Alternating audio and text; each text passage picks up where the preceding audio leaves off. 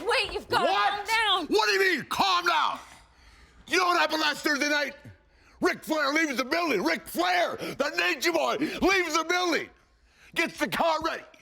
Women ready. And Eric Bischoff grabs AJ Styles and says, hey, let me tell you something, AJ. Next Sunday, meaning tonight, I'm going to be the referee. So nothing's going to go wrong. Like he can tell us what to do. I hate Eric Bischoff's guts. You know it, the world knows it. I hate his guts. And when I see him tonight, I'm gonna grab him. I'm gonna grab my skinny little neck, and I'm gonna yank him around. He's gonna pay me the respect he owes me. And I'll tell you something else. If he thinks in his wildest imagination, in his wildest dreams, his hatred for me is gonna run over and make him screw AJ tonight, he's wrong. I'm Ric Flair. I'm like a god around here, a god. You hear that? I'm like a god. He's gonna recognize that, so Hogan. So when you see Bischoff, you tell him Ric Flair's looking for him, and or else.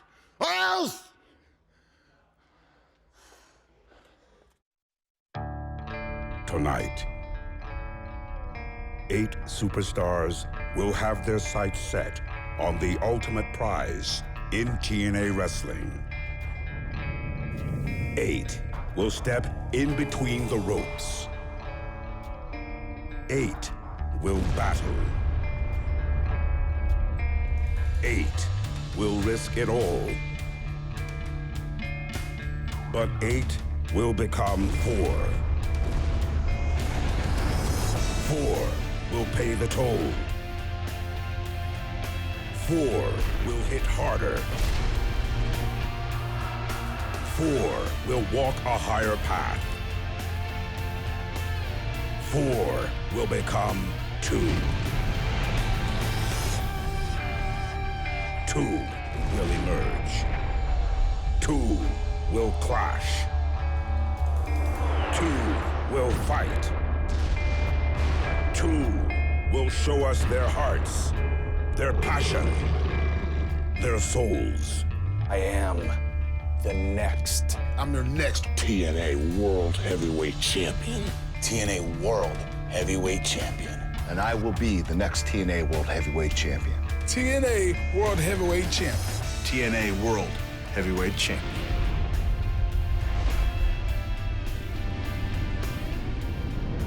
I'm Samoa Joe. Some call me the Samoan Submission Machine. Some people call me the Nation of Violence. AJ Styles, I need to remind you how to be a man. I need to remind you how to be a champion. Are you kidding me? This is the new TNA, brother. You will get your ass beat. I'm the phenomenal AJ Styles, and I'm the TNA World Heavyweight Champion. AJ, from this day till then, go to sleep every night knowing you have to face the inevitable. Hulk Hogan called me one of the best in this business because I am. I'm just not good. I'm not great. No, I'm phenomenal.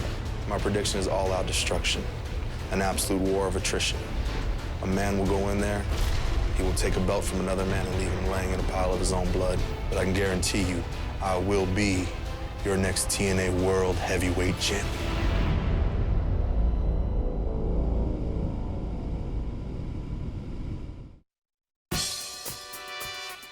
And now, TNA Wrestling presents Against All Odds.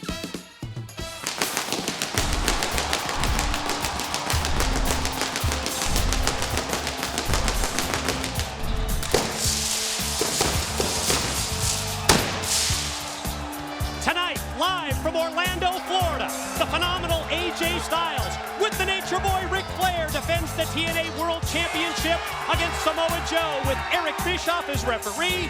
Plus, we will determine who earns a world title shot in the 8-card stud tournament. And we open tonight's pay-per-view with a first-round match. Quarterfinal action in the 8-card stud tournament. Which rising young talent is going to take his career to the next level?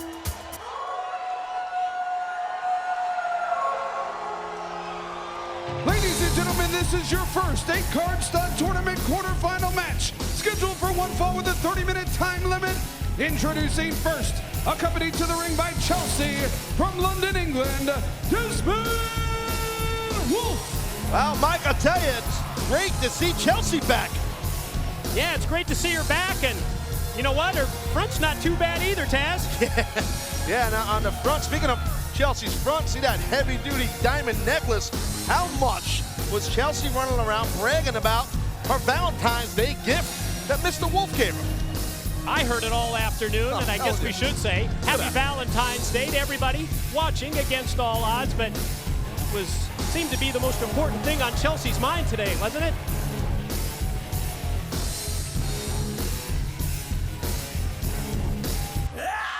Well, here comes the Pope. His opponent from the streets of Harlem, New York City, the Pope, Dinero. We want to welcome our global audience. First time ever, TNA pay-per-view event available via the internet. Big hello to the UK, France, Japan, Spain. That's just the tip of the iceberg. And by the way, Taz, Against All Odds, es disponible en español.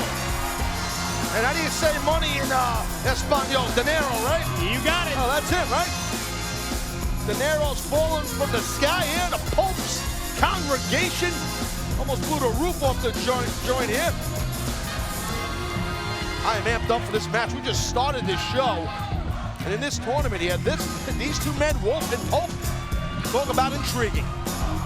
Yeah, we're amped up about this 8-card stud tournament.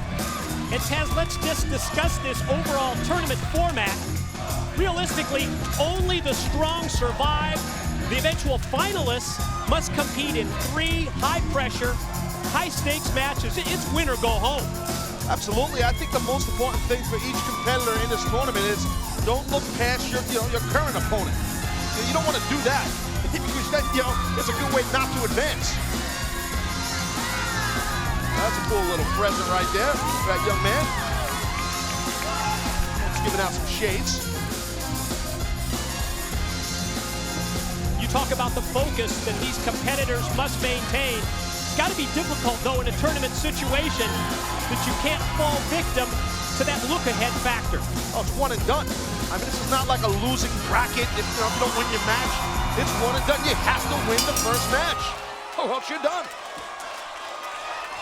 It comes to Desmond Wolfe and the Pope Dinero. This is the 3rd match in the series. Crowd is raucous here at the Impact Zone and Against All Odds. You recall January 4, the live Impact. It was the Pope victorious, but then Desmond evening the score last month at Genesis on pay-per-view. See the Pope, early goings here, exchanging holds with Desmond Wolfe. And for those who don't know, Desmond Wolfe, very well versed in different arts of submission, and he can pick apart your body. Normally, we would talk about the unpredictable offense of Desmond Wolfe. Maybe it's a little different since the Pope has had 2 prior matches just over the course of the past month or so.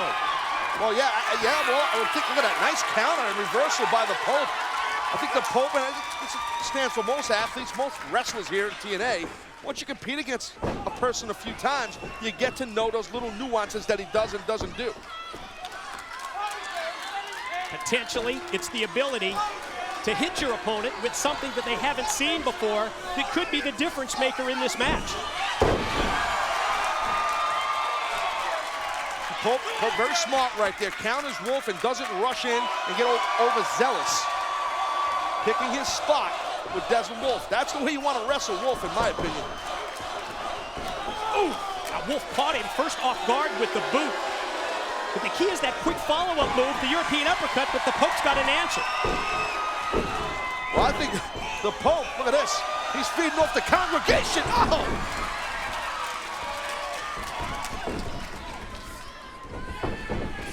Wolfe shot off into the ropes, but then he comes back with the shoulder block. Yeah, well, Wolfe had the momentum, and oh, look at that flying forearm. Pope is all hopped up here. Athletic ability of the Pope, and there's the perfect move from Desmond Wolfe. Able to toss him out to the floor, and then Desmond catches him from the inside out. Oh, just see that? He snapped that top rope. Did it catch him in the eyes? Either the eyes or the bridge of his nose. Pope's, I've never seen that in my life. That was pretty crazy, man. Oh, look, maybe go for the Tower of London here, Mike. Early on. Oh! Tower of London attempt. Nice. Instead, he's got to go to the elbow and then take out the legs. Reverse leg scissors, again, very unorthodox grappling offense by Desmond Wolfe. Look at that quick elbow shot that he hit him with.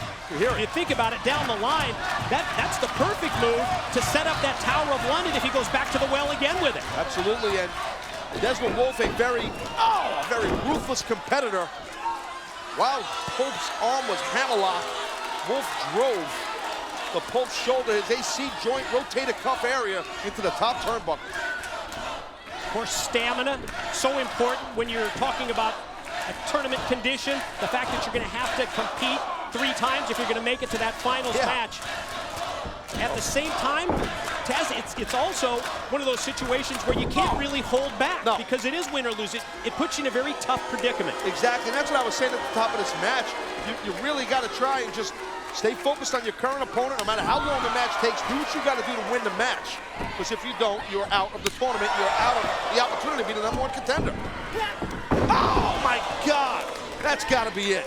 How quick was that DDT? Gone. Into the cover with the leg hook. Oh, on the verge of victory. But D'Angelo Dinero, the Pope, was able to escape.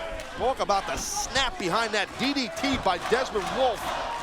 And again, the focus of his offense, it's on the head and on the neck of the Pope. Well, it's, again, oh, look at this, look at the counter here. Pope trying to, look at that, hanging on does Wolfe, though. That cravat-type headlock. Yes. Oh, the tenacity of Desmond Wolfe. He's like a pit bull. Once he gets a hold on you and clasps his fingers, he's not letting go. Look at this. Almost a combination with the cravat and similar to an abdominal stretch the way he had the leg hook, but then nice, very nice. Nicely done by the Pope, right back up to his feet, but Wolfe catches him with the boot. Pope used all his hips there to get out of that move, but no! Desmond Wolfe gets right back to it, and look at the Pope! Couple of forearm shots and a third, and then 4 and 5. Big windup. Oof! Big shot with that right, double sledge follow. Able to duck under the clothesline attempt. Goes inverted atomic drop. Here he comes. Oh man, what a flying forearm shiver by the Pope.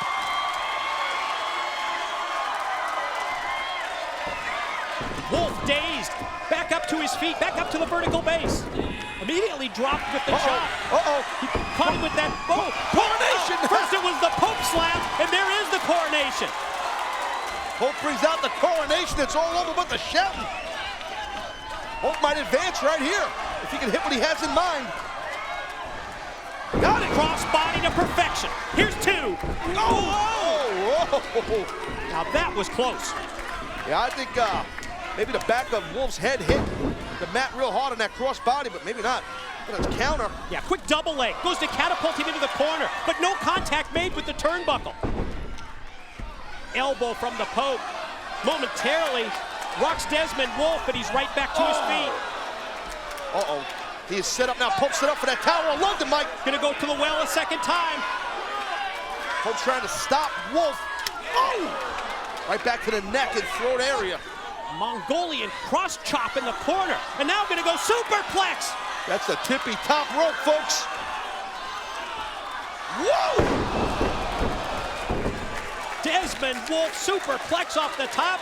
Pope D'Angelo Dinero feeling the pain. Here's the pin. That's it, he got him. Whoa! I thought that was the killing blow. I think Desmond Wolfe did as well. You can sense the frustration setting in on Desmond Wolfe. I mean, he's been on the verge of victory several times. Oh, wait, look, Wolfe now. Going for that deadly, deadly clothesline he possesses. Oof. Nice counter. Quick roll up, and no. Tried to get a quick one, Pope didn't work. Oh, that snap down. Right back to the shoulder area. Trying to pull the shoulder out of its socket. I mean, throughout this match, Pope has been trying to stop Wolfe's momentum, but to no avail. Watch out! Full speed ahead. Pope able to avoid him that time. Oh,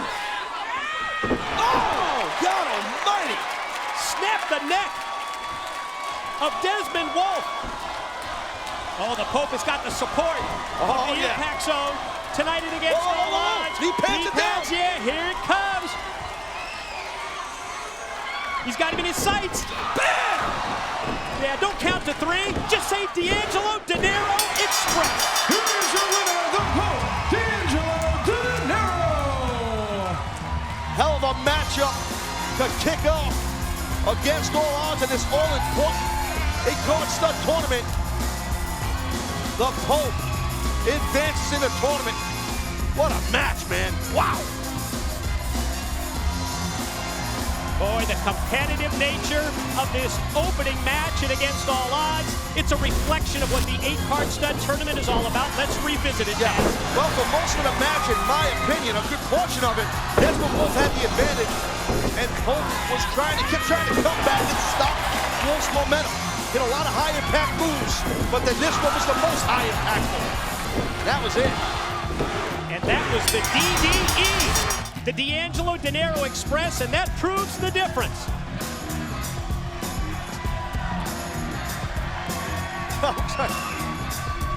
Chelsea just walked out, I guess, without Wolfe. Pope is on his way. We're going to take a look at the graphic. Here's the bracket for the night. And yes, the winner, the Pope, D'Angelo Dinero. He advances to the semifinals. He's going to face the winner of Matt Morgan and Hernandez.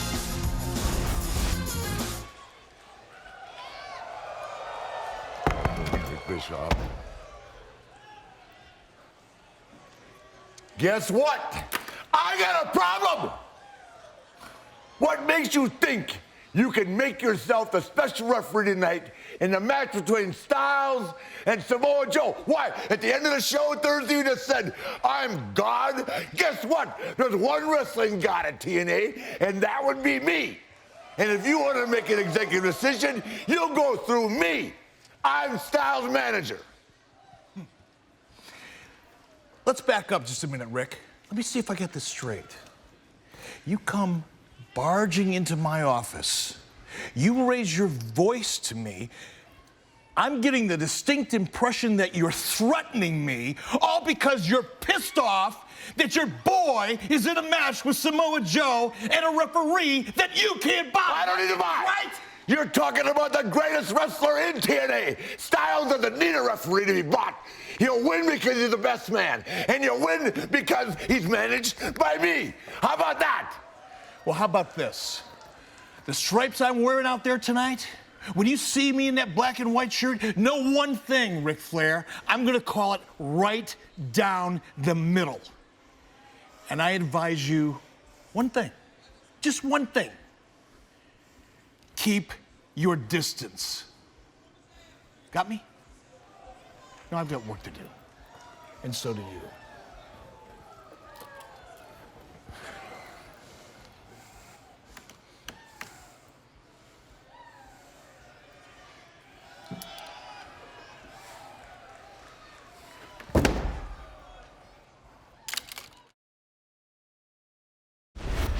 The 8-card stud tournament is off of the bank tonight. The Pope, D'Angelo Dinero, victorious, moving on to the semifinals, facing the winner of our next matchup between these two men, the TNA World Tag Team Champions, Super Mex Hernandez, the Blueprint Matt Morgan tonight.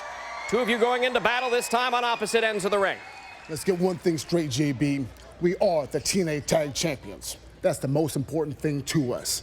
By the luck of the draw, we just happen to face each other tonight. I'll tell you what. We both plan to make the most of this opportunity. Exactly. We're the tag champs now, and we're gonna be the tag champs for a long time to come. Who's gonna beat us, JB? Look at us. It ain't gonna happen anytime soon, I'll tell you that. But for tonight, how could we not jump at the opportunity for a world title shot? Now, me and Hernandez here, we both consider ourselves the best athletes in this company, bar none. We've already discussed this. We want to see for ourselves, for bragging rights, who is the best athlete between the two of us. So the way I see it, we're going to go out there and do things the old-fashioned way, and that's leave it all out there. Good luck tonight, champ. Back at you, champ. Let's go. Good to see JB back on TV. It's now time for the second match of the first round. Which TNA World Tag Team Champion will move on to the semifinals of the 8-card stud tournament?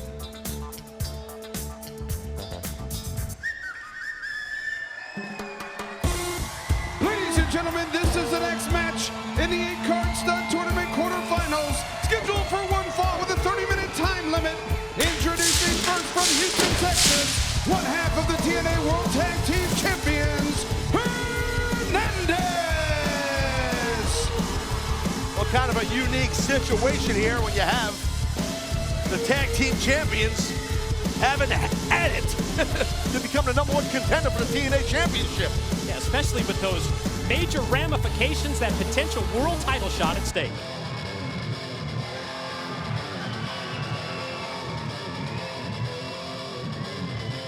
His opponent from Fairfield, Connecticut, also one half of the TNA World Tag Team Champions, the Blueprint, Matt Morgan. I do like the approach, though, that the TNA World Tag Team Champions are taking. Talking about bragging rights, let's see who the best athlete is. It's the Blueprint Matt Morgan with the basketball background, and it's Super Mex Hernandez with the football background. I get that, Mike, but I don't buy this whole old-fashioned way for ourselves. Just my opinion, I don't. The whole spirit of competition thing, more or less, that's what they're saying. Right. Hey, we're buddies, we're tag team champions. We want to see who the better athlete is. Come on, boys. Each of these guys, in my view, want to move on in this tournament to become the #1 contender for the TNA title. That's my view. There's no doubt that is also going to be at stake here, where the winner will move on to the second round. Winner goes into the semifinals, and we know that whoever it is, Matt Morgan or Hernandez, is going to face the Pope, D'Angelo Dinero.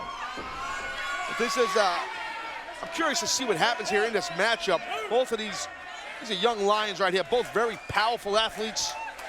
I mean, you can see Hernandez is pretty obvious. The guy's built like a Sherman tank. They have Sherman tanks in Mexico? Like a Mexican Sherman tank. And, you know, Matt Morgan, he's like a... He's the blueprint. Yeah, he's a blueprint. He's like a redwood with muscles. That's a tree, Mike. If you hired an architect to build the perfect professional wrestler, you'd come up with the blueprint Matt Morgan. We've seen clean breaks here by both men. Show respect. As you talked about this match being power versus power, and I think on the surface, that's what we see. But, you know, maybe the deeper that you look, it's similar, it's yet different styles. Hernandez, that pure, raw strength. Morgan, strong, no question. But don't underestimate the quickness and the agility of the blueprint Matt Morgan. Well, I think that comes from Morgan's basketball background, as you brought up earlier. You know, I think, I don't know who I would give to being a better athlete. As you see Hernandez do an amazing leapfrog, but then get drilled. I mean, I got to go with Hernandez just for the power. Look at that. You've never seen Matt Morgan get knocked off his feet like that. That's what we talked about when we said pure, raw strength to take a 7-footer, a 300-pounder down with that shoulder block, and there he goes for the ride. Well, kind of went for that backdrop, whatever he was doing, and that's a little early. Oh. Carbon footprint attempt early on here, at least big boot. But Hernandez able to move out of the way. Oh. Looked like he was going to try and take him up for a border toss. Or maybe a backslide. Over. Wow. Looked like he was Hernandez was trying to get a backslide. Uh-oh. Might be time for some rapid-fire elbows here. Elbow pads. Go adios, and there's the rights and the lefts. Oh, my God. That's no way to treat your tag team partner who you hold titles with. Holy smokes. Just shows you how important the stakes are in terms of that world championship match that goes to the winner. As Morgan comes in, Hernandez able to catch it with the boot, and maybe we should talk about the agility of Hernandez as well. Yeah, Hernandez just got to balance the top. Look at this. Went for the move off the top, right into the pin. I think Morgan tried to catch. Looked like he tried to catch Hernandez. That didn't work. Hernandez was smart, went for a cover. Watch out! No, man, you can see that. A discus-like clothesline. Dropped in, follow pin. Here's the cover attempt and the near fall. I would assume the Pope is watching this to see who he's going to face next here in this tournament.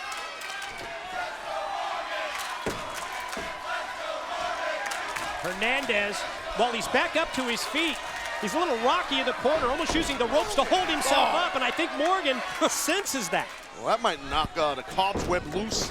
out of Hernandez's head. Oh! Matt Morgan's looking good here, Mike. Oh! Big time side slam right into the pin. Had both legs hooked, but not enough. That's not your basic side slam when you have the height. It's about 7 foot of a Matt Morgan. That's a good drop right there.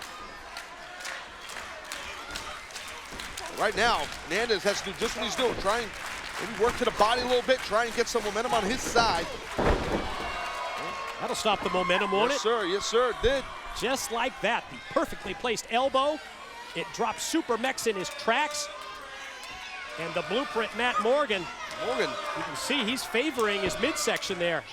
Yeah, he's hurting a little bit. You never know what's going on. You could break a rib, like get a floating rib issue, and not even know. And it's tough to breathe when that happens.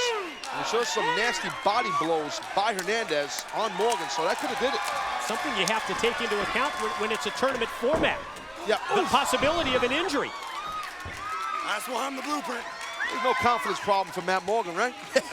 Never has been. Little supercilious. So it's supercilious against Super Mex. And here comes the blueprint. That's a super segue.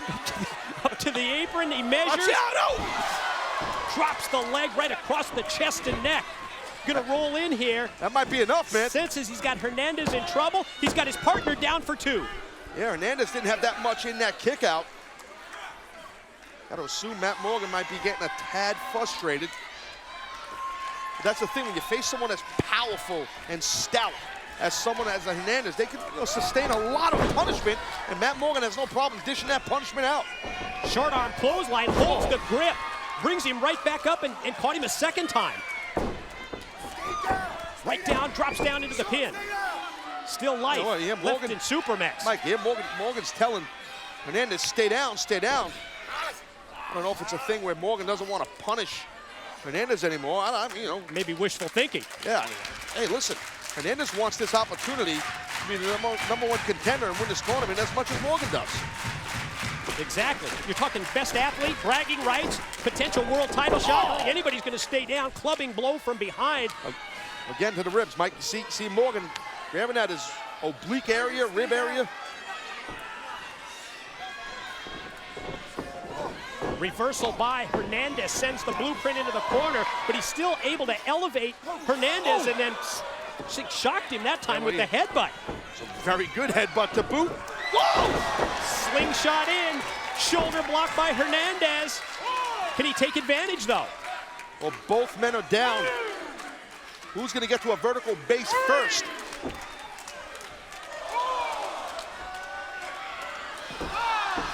Referee puts in the count. You see both competitors digging deep.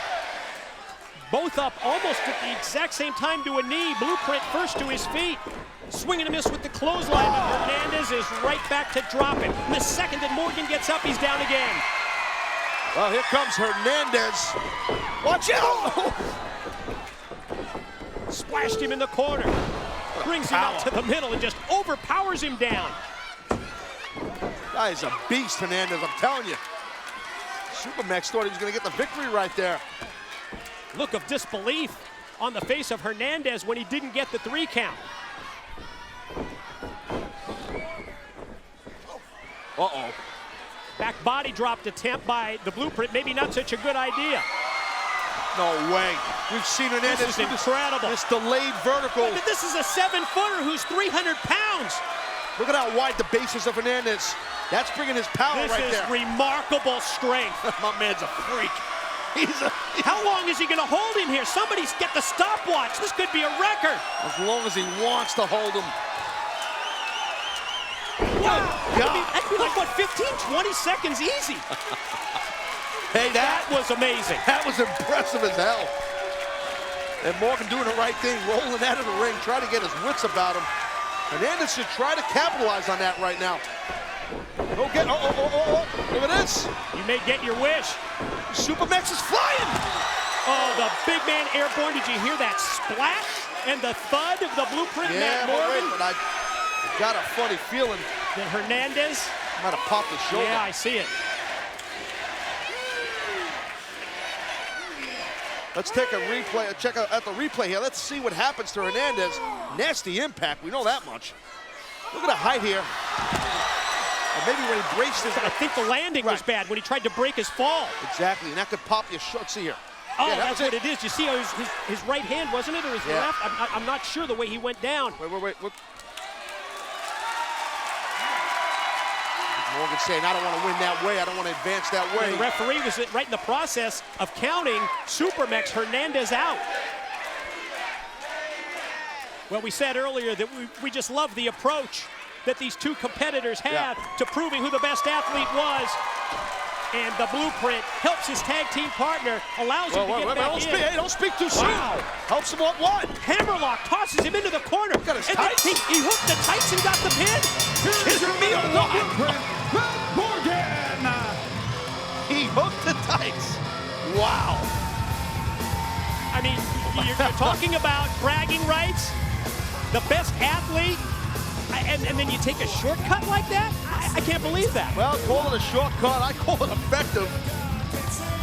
The man had an injured shoulder, Hernandez. He hammerlocked and drove him into the sternbuckle. Then he hands him the other half of the tag team titles as Morgan advances. I guess it's a combination of heat of the battle, factor in what's at stake also. Hernandez might not be too happy with Morgan. Can't blame him. I know you're a big bracketology guy, Taz. Oh, big-time bracketology, you know that. And we see Matt Morgan now advancing. So it will be Pope and Morgan. It's going to be one of our semifinal matches tonight in the 8-card stud tournament. Kurt Angle, AJ Styles raised the bar to an ultimate level that the TNA fans have never seen before. We have to know, can AJ Styles do it again? You know, this is a double-edged sword for Kurt Angle. In 2010, this will be his last shot at AJ Styles. We all just saw AJ Styles tap out, but because Ric Flair pulled the referee out, he was not in position to see the submission. Flair takes the TNA World Heavyweight Championship belt, slides it into the ring.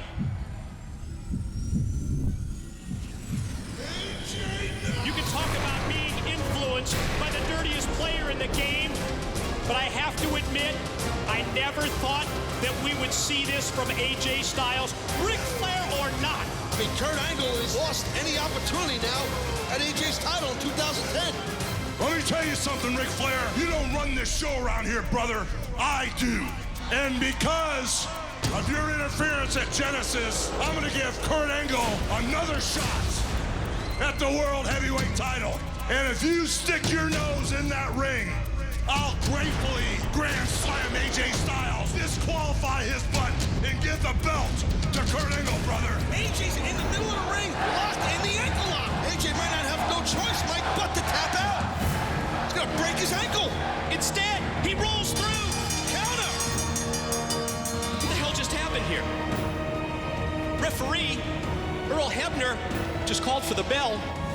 I mean, Kurt didn't tap. Not that I saw. That quick? You let this happen. You know. I go back to I quit. You accused me of something that I wasn't guilty of. And I told you I'd get to the bottom of it, and I did. I screwed Brett in the same way I did Kurt Angle the other night. Why would you do that? For the money. I got a big check from Flair, and it was well worth it to me to do that. When you spit in my face, that's unacceptable. If that ever happens again, you can consider yourself unemployed. I am going to apologize to you because what I did was wrong. Everything that happens in this ring, you are held accountable for. Wait, who the hell is that? What? Wow, that's six-pack. These guys don't even work here. They don't even have contracts. What the hell is this? I want you to explain to me right now how you can look me in the eye and shake my hand, and then 10 seconds later, your cronies are attacking me from behind. I refuse to give X-Pac and Scott Hall contracts here at TNA because they're a bunch of thugs. And then you're thinking that I hire them to do my dirty work? I don't trust you as far as I can throw you. I heard all the horror stories about people you've done business with. You're not gonna screw with me the way you screw with them. Scott Hall, 6-pack, come get some. Here comes Six-Pack, and here comes Scott Hall trailing behind. Combustible situation about to come to a head. Just saw it with the shot of his hand. You can see that he's got the brass knuckles wrapped around his fingers. Shot after shot with the weapon, with the brass knuckles. Oh, it's got Angle in trouble. Whoa! Well, that's the host that... Brothers for life, life. Could this be the ultimate betrayal? Could this be the ultimate con job by Hulk Hogan? Well, I guess for life is for real. Oh! Kurt Angle, you can put your trust in Hulk Hogan. Well, Hulk Hogan definitely had an agenda. But the agenda is what's best for TNA. Next up on tonight's 8-card stud tournament. Christy, I'm sorry to interrupt, but there's something I need to say before we talk about the tournament. I owe a huge apology to Hulk Hogan. Since he arrived in TNA, I doubted his agenda, I doubted his character, I doubted his decisions. But this past Thursday night, he proved me wrong beyond a shadow of a doubt. He could have let Scott Hall and Six-Pac tear me apart in that ring, but he didn't. Hulk Hogan had my back. And Hogan, as a man, I want to apologize to you, and from now on, I will never doubt you again. With all this on your mind tonight, Kurt, have you been able to prepare mentally for tonight's tournament, specifically your opening round match with Mr. Anderson? Christy, I'm a pro. I can walk and chew gum at the same time. I can face something within myself and still face another obstacle and come out on top. And tonight, I'm gonna mow through this 8-card stud tournament and become the #1 contender for the TNA World Heavyweight title. And it starts with Ken Anderson. I'm gonna show to everybody that Ken Anderson cannot beat Kurt Angle just because he has a big mouth. As a matter of fact, I'm gonna show Ken Anderson, I'm gonna introduce him to TNA the only way I know how, by beating his ass in the middle of the ring. That is real. It's damn real. Up next and against all odds, it is the third match in round 1 of the 8-card stud tournament.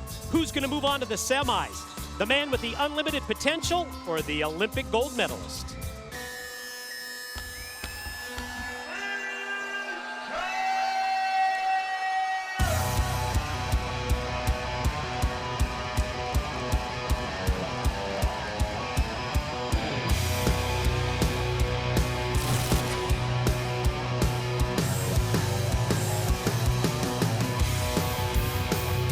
Interesting situation on Impact recently when Mr. Anderson and Kurt Angle were tag team partners, Taz. Yeah, it was. Well, they kind of were strange bedfellows. They weren't looking to be tag team partners, but, well, Mr. Anderson basically stole the win that Kurt Angle had lined up. I think Kurt saw that coming down the road, but right now, head-to-head in this tournament, we'll have Mr. Anderson. Looks like he's all business tonight. Jibber-jabbering on the mic, I guess. Kind of like when he does that. Wait, maybe I spoke too soon. Did I?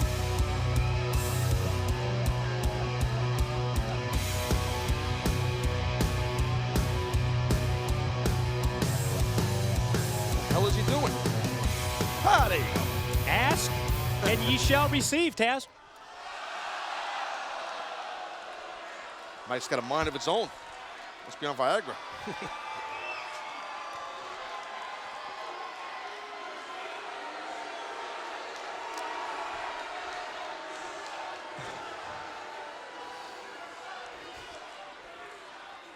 That was intentional.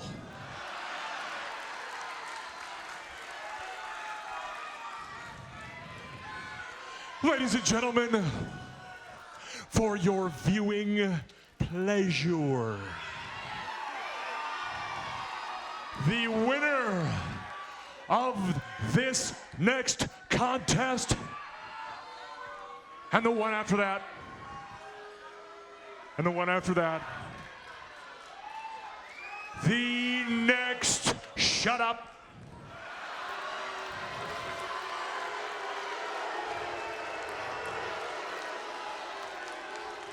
No, I said shut up. Mr. Anderson.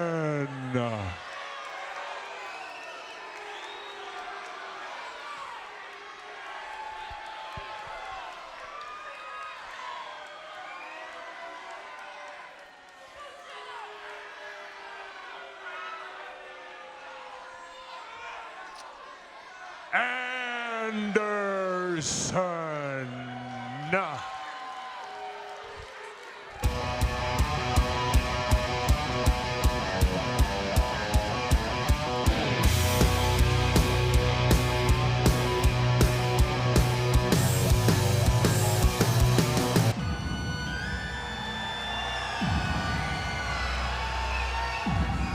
Ladies and gentlemen, his opponent in this quarterfinal match.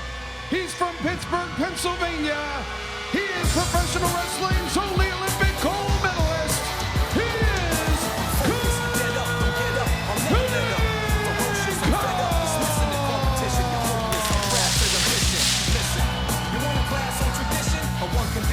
Some interesting pre-match comments from the Olympic gold medalist Kurt Angle, and I think when it comes to Hulk Hogan, Kurt Angle has seen the light.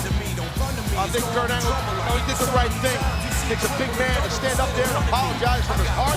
But right now, I think it's safe to say that Kurt Angle is in the zone. You can just see it in the man's eyes. Mr. Anderson, the worst thing he can do is take Kurt Angle lightly or infuriate Kurt Angle. I don't think that would be good if Anderson did that. I've been in the ring with Kurt Angle many times, and I don't miss those matches. That's all I can tell you. Is there anybody who can get in the zone, as you called it, like Kurt Angle? No, listen, Mike. Look, from where I sit, Kurt Angle, look, as far as tournaments go, this guy's been in tournaments since he's a little kid as an amateur wrestler.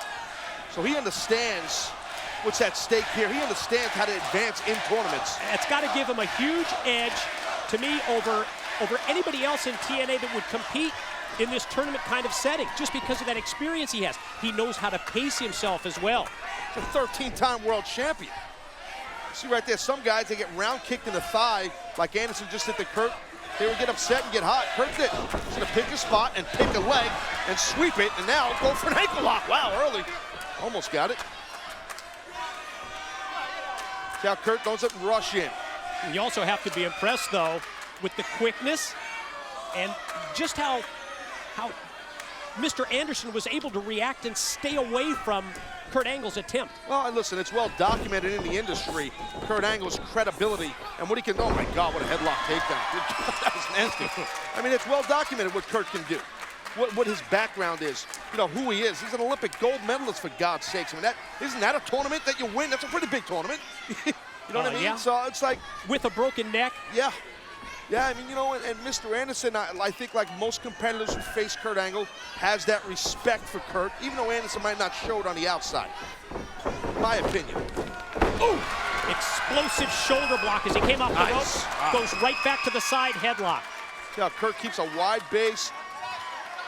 Keeps his head, try to keep his head up there a little bit, pull the weight back now. Trapping Anderson's arm. That's a good way to rip a guy's elbow out of the joint. That's so important here for Kurt. He just maintains total control in this match, doesn't he? Yes, sir. I mean, you know what? If you're Anderson, you don't want to play the mat game with Kurt Angle. I've tried. It doesn't work. Fortunately for Anderson, he gets back up to his feet, reels off a series of first knees and then big shots to the back of the head. And, well, the neck that we have talked about many times. Well, we talked about Kurt Angle, how well documented his success and his abilities and credibilities are. It's also well documented, you know, the surgically repaired neck that Kurt possesses. So can't blame Anderson for going after him. Oh man! Kurt catches him with the boot. Gonna go snap suplex and right into a float over pin attempt. So you couldn't tell from that camera angle, but Kurt Angle, when he covers you, he drives his forearm, the bone of his forearm, across your cheek. It's like almost like a crossface per se, and just drives it into your face. And Kurt's got to be careful with Mr. Anderson. Oh man, wow. Nasty. He does not miss a trick, does he? No. Rapid fire, piston-like right hands from the corner mount. And he's got Mr. Anderson totally on the defensive in the corner. Here he goes. Oh, the velocity that he shot him off at. Mr. Anderson was able to just quickly move out of the way, and Kurt went in shoulder first into the steel post. Kurt just missed Anderson.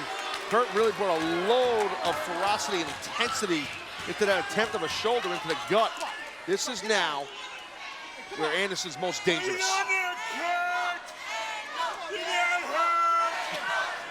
There's nobody like him, is there? Screaming in the guy's ear. You got an opportunity here, Anderson. Take advantage of it. Oh, wait, what's he got? Bad mouthing him in the.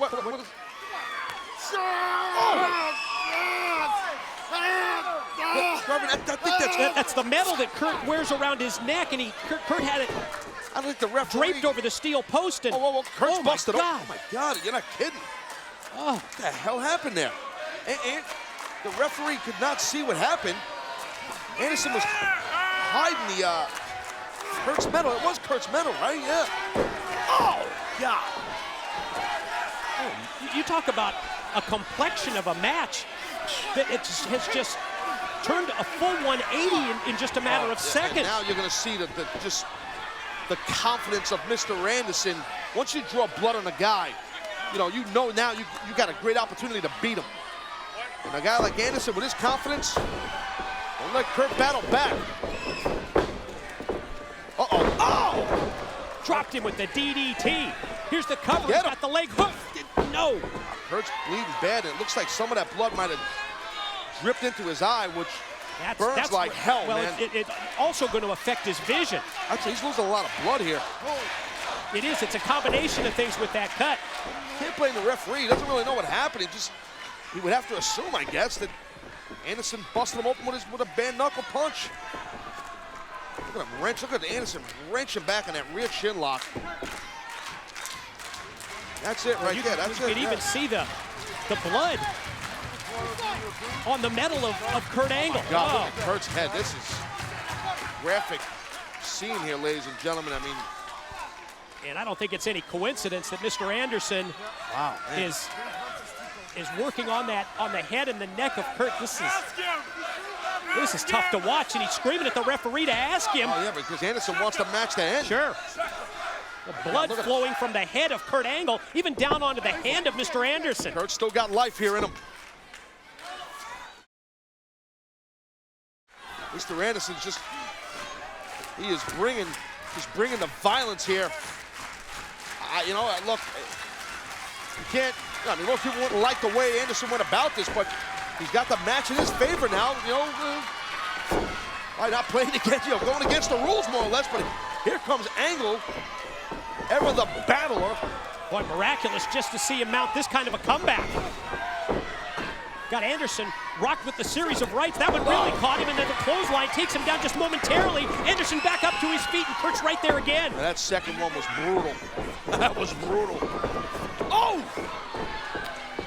Kurt charges to the corner, but pays the price, but then comes right back with the release, belly to belly. Here we go. Angle cover. Might be enough. Angle Might be enough. No. Kurt Angle quickly went for the cover after that explosive overhead belly-to-belly suplex. Wasn't enough to get the 3, though. Kurt is really, really bleeding bad here. Oh! Exploded out of that corner. Anderson damn near decapitated. Follows the clothesline with another pin attempt and another 2 count. Got to give credit to Kurt Angle. Just under the circumstances here. Hey, listen, before Anderson incorporated Kurt's metal into this match and gaffed his head open, this match was all Angle, and that German was all Angle. Olympic gold medalist digs down deep. Connects with the first suplex and refuses to give up the grip. Anderson a second one, and Kurt's got more in mind. You can see Anderson trying to elbow Kurt, trying to elbow his hands, trying to breaking the grip. Good luck with that. We've talked about the grip strength, the hand and finger strength of Kurt Angle. As most great amateur wrestlers have that hand strength and finger strength when you apply a clasp, which is, to lock your hands together. Angle's certainly no exception. Waiting, measuring, stalking. Oh, for the Angle slam up. Oh! Anderson able to slide down the back of Kurt instead. Oh! Rolls through, cover. Here's 2, and Angle gets the shoulder up before 3. Now, Kurt quickly got off his back. I think Mr. Anderson's a little shocked he didn't get the win there. Each one of these men are going to advance into the semifinals. Mr. Anderson heads to the corner. Looks like he's trying to loosen the top turnbuckle. He got hurt by any means necessary with some guys, but Mr. Hernandez is pulling out all the stops here, trying to do anything to... But you run the risk there of losing your focus and your concentration level. The referee's tightened up the other one. Now he goes and loses the oldest trick in the book. There's a method to his madness, wasn't there? That's the exposed steel turnbuckle around the top rope. And as the referee... Watch out! Oh, Kurt puts on the brakes before he goes into the steel. Fights back first with an elbow. And the angle slam. Here it is. Here's one. Got him. Here's two. Is he going to advance? No. I don't care if you like Anderson or not. That was impressive that he had the wherewithal to kick out of that highly impactful angle slam. Split second away from moving into the semis. Angle straps down. Yep. Oh, he means business now. And here comes the ankle lock. Kurt's getting ready to play that pain game. Anderson trying to counter, uses the free leg to kick him off. Very well done by Mr. Anderson. Kurt did not have that ankle lock on long. Oh, that exposed. Oh, and he went head first right into the exposed steel. Go for that mic check. Mike, he's getting drives him down face first, head first with the mic check, and gets two and gets three. What the hell? I'll tell you what, in my view, you've got to call that an upset. Kurt Angle's eliminated from this tournament. Oh my God, look at Kurt's head.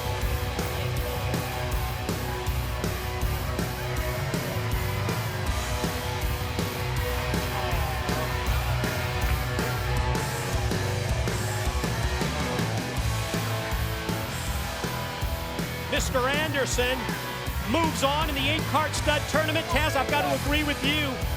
Gonna label that an upset as well, and yeah, I see what he's up to, bringing Kurt's medal back in.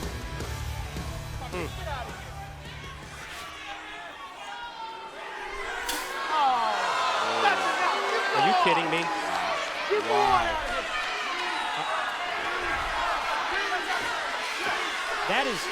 That's disrespectful. That's degrading. That's revolting is what that is, It also might be Mr. Anderson. He might have just got himself a death wish right there. Wow. Gonna update the brackets. There you see it. 8-card stud tournament. Mr. Anderson moves on to the semifinals. Guys, I know this is a big night for you tonight, and I do know that I put you in a very, very difficult situation. I hope you understand running a wrestling company is a tough job. I've been there, I know. I've got a lot of responsibilities. I've got a responsibility to you two, but most of all, I've got a responsibility to deliver the best entertainment product I can on a pay-per-view. And to do that, I need to make sure, absolutely certain, that tonight, no shenanigans, no games, all right? I want you two to go at each other like it's the last match you're ever going to have. Because I want to remind you, if I sense any gamesmanship on either part of you two, I'm deadly serious. That mask is going to come up, and I'm going to show the world a whole new level of ugly. Wait. The mask, Chris, the mask is safe. You and I, we've beaten the hell out of each other before, and we'll do it again tonight. We're going to be fine. My question is for you, Eric. How do we know that your shenanigan meter isn't going to run a little subjective tonight? I mean, what exactly does and does not constitute a shenanigan? How do we know that you're going to claim we took it easy on each other even when we did not? I'm going to raise the bar for you, Mick. I'll tell you exactly how we're going to do that. I'm going to make your match a no disqualification match. All right. Okay? All right. For one reason and one reason only. Okay. I don't want to hurt you, man. Because I want to make sure that this baby is legal. I knew you two would love this. And quite frankly, I don't care which one of you decides to use it on the other. I just want to make damn certain that our fans watching this pay-per-view get an opportunity to see you two just beat the living hell out of each other. And if you don't, if I don't see that bat used by either one of you, the mask is coming off. No, Mr. Bishop, no. We'll use the bat. We'll use the bat. Mick, I can't hurt you. We'll use the bat. Mick, I can't hurt you. You guys have a great match out there. Mick. Thanks for taking one for the team. I can't hurt you, Mick. Well, it's Mike Tenay, it's Taz, welcoming you to Against All Odds in the process of this 8-card stud tournament. And after hearing that from Eric Bischoff, I think that the pressure is on Mick Foley and Abyss. Oh, Mick and Abyss. I mean, Eric Bischoff really putting these two men in a really nasty spot, a tough spot, you know. It's going to get ugly. Not only no disqualification, but then Eric insisting that they use the barbed wire baseball bat. I think it's going to get pretty violent. That's just my opinion. It has to be. Otherwise, there'll be some, problems for both Mick and Abyss. And it is time to close out round 1 of the 8-card stud tournament. Eric Bischoff hand-picking both men to square off in this quarterfinal matchup, and now it is no disqualification.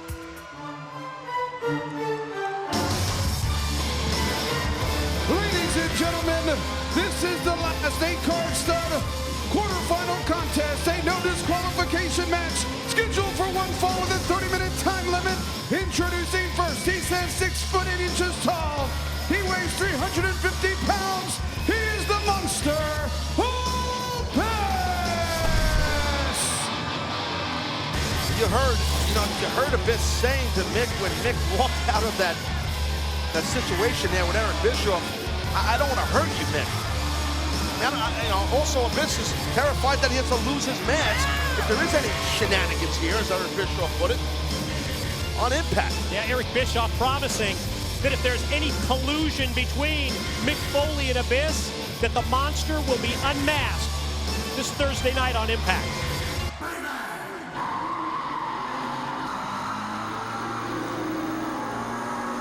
His opponent from Long Island, New York, he is the hardcore legend, Mick Foley! Well, no, Mike, I think normally if you tell unorthodox athletes like a Mick Foley or an Abyss, like Eric Bischoff said, hey, I want you to go out there and beat the living hell out of each other in a no disqualification match. Normally I think these two men would like that, but they're friends. And you know, it's a tough situation here. I'm very curious to see how this thing unfolds. There's that barbed wire baseball bat that has to be used by at least one of these men, according to Bischoff. Maybe even deeper than the friendship is Abyss basically idolize Mick Foley. Yeah, no, absolutely. See, Abyss doesn't want to do this, and I don't think Mick does either.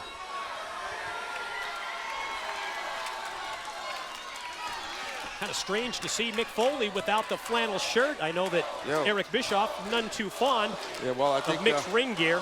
Well, it looks like Mick upgraded to some sleeveless corduroy doodad that he's wearing.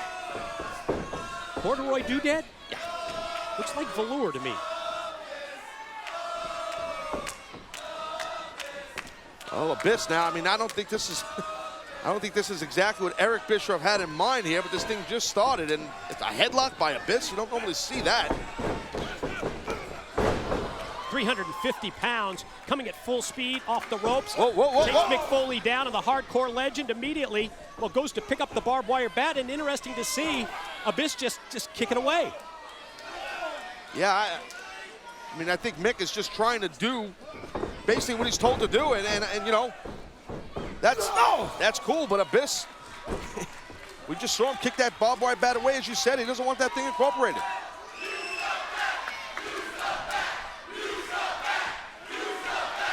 Well, our crowd's outspoken, what did she say? That's our bloodthirsty audience here in the Impact Zone.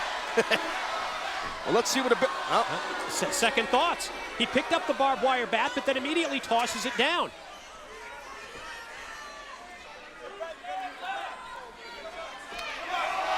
Look at Mick. He wants... This is just tough love here, folks. That's all this is, I'm telling you. Use the back! Use the back! Come on!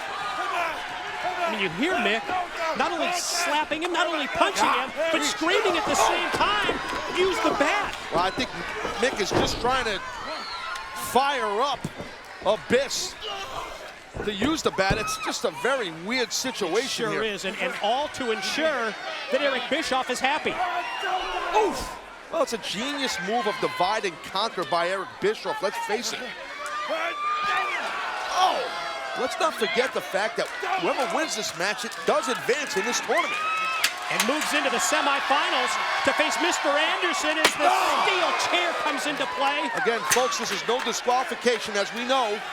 The referee will not disqualify someone for drilling the other one with a chair. Foley and Abyss made their way into the 8-card stud tournament, totally different than the other 6 competitors who had to earn their way in through qualifying matches on Impact. This was the brainchild of Eric Bischoff as Foley continues to scream at Abyss to use the bat. Again, like I said a few seconds ago, I really think it's tough love. I just think that's Mick trying to pull out the violent side, which doesn't take much, of Abyss. Remember, Bischoff said use it. I don't care who it is that does. And Foley comes toward Abyss with the bat, but Abyss able to extend the leg and try and follow up the advantage that all of a sudden that the monster has. And that baseball bat with that barbed wire around it is just a barbaric weapon. Nasty weapon.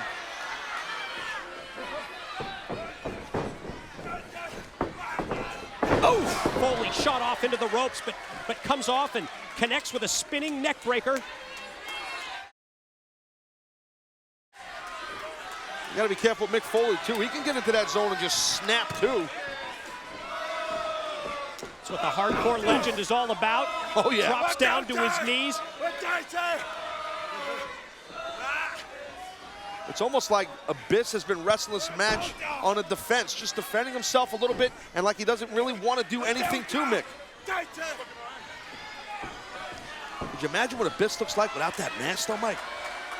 It's gotta be grotesque. Oof! Eric Bischoff says we may find out this Thursday night on Impact. Well, if one of these men don't use that bat, we might. Whoa, what's this now? I think we have an idea what that is. Mick Foley, what's in the bag? Yep. Some tacks. Nice way to spend Valentine's night. Let's drive my friend into some tacks. Spreads them out in anticipation of using using them against Abyss, who's rocking, and Foley with those rights is trying to drive him into the tacks. Well, I think Abyss is about ready to, he's fixing to go down right into those tacks. Whoa, look at this. Got him goozled, choke slam into the tacks. Abyss has got second thoughts. He doesn't want to do it, he didn't want to. He double clutched and instead choke slam leads to a pin and not enough. Well, I don't know, would that be considered shenanigans? Would Eric Bischoff see that and be upset over that? I don't know. What do you think? That's a question that Eric Bischoff is going to have to answer. I think it might be Abyss and Mick Foley answering to that if someone doesn't use that bat. Fans chanting, use the bat, use the tacks. And instead, well, Abyss going to take the trademark sock away. Yeah, that's I think Mr. Sacco might be getting inserted. Oh, wait. Abyss tried to use Foley's own move, the mandible claw, and instead he gets caught with that double arm DDT from the hardcore legend.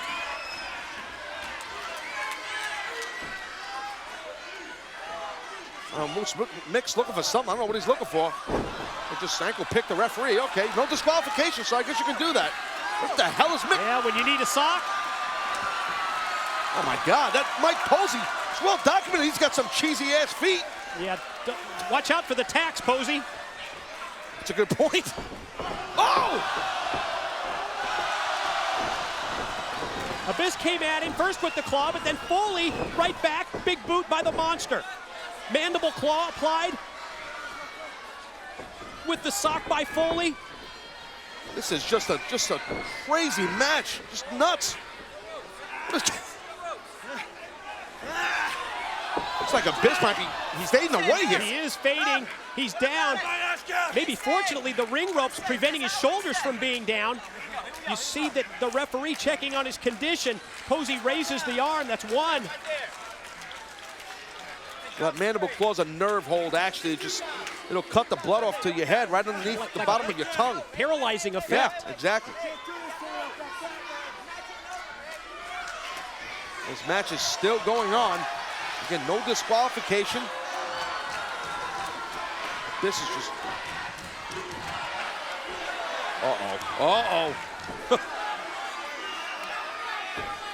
Foley eyeing the barbed wire bat. Comes right at Abyss. Oh! Left hole slam directly into the tag. Oh my God! I don't know if that was just a reaction by Abyss. Here's your winner, oh my the God. monster. Didn't it seem like that, Mike, to you? I mean, to me, it seemed like it's just a reaction from Abyss. Hook Mick in that black hole slam onto the tax. Throughout the match, he was just so wary of using either the barbed wire bat or the tax against Mick Foley, and maybe that's what it was, Taz. I guess. This looks like he might be...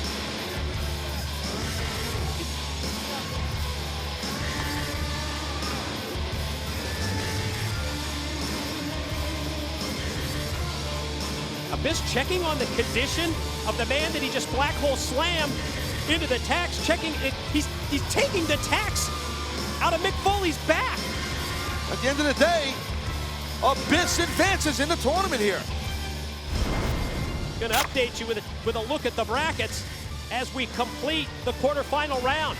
First round in the books, and we now know that it's going to be Mr. Anderson moving on to face Abyss. Let's send it to Christy Hemme with the Nasty Boys. We are just moments away from a match that has been over 15 years in the making. The first ever meeting of the most decorated tag team in the history of professional wrestling, Team 3D and the legendary Nasty Boys. Look, let me set the story straight right here, right now. We know why we're here.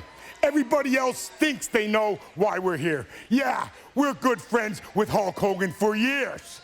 And when he called us up to come down here, he said, Nasty Boys, I want you to go down there and show all the tag teams in TNA what it's all about.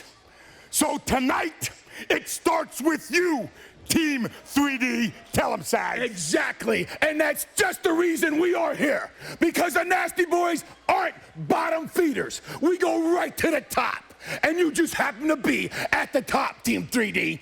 Now, TNA and the world of wrestling is gonna learn what Nasty Sensation's all about, and it's coming down on you.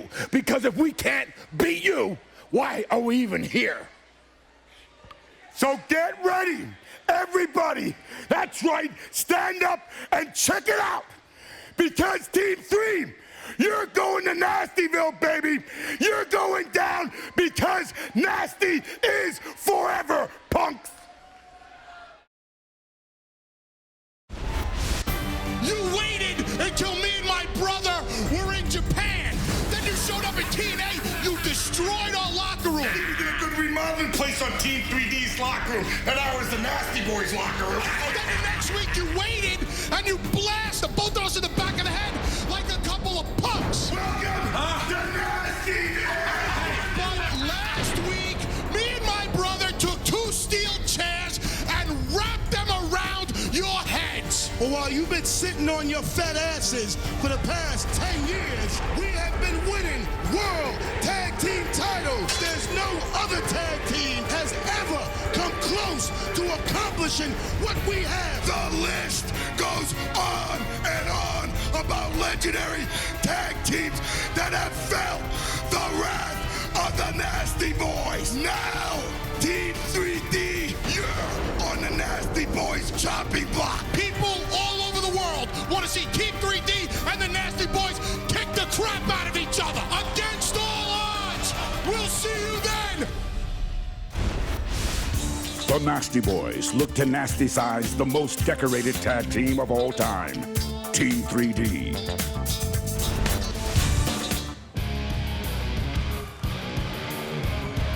Ladies and gentlemen, the following tag team grudge match is scheduled for one fall with a 20-minute time limit.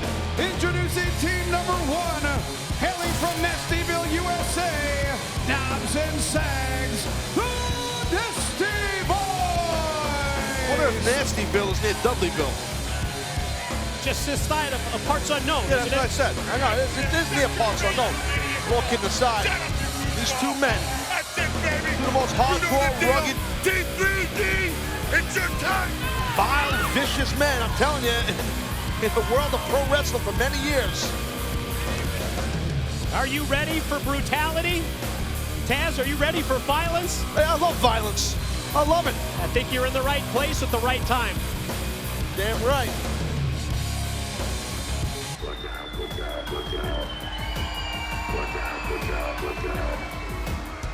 Their opponents from New York City, Brother Ray, Brother Devon, they are Team 3D!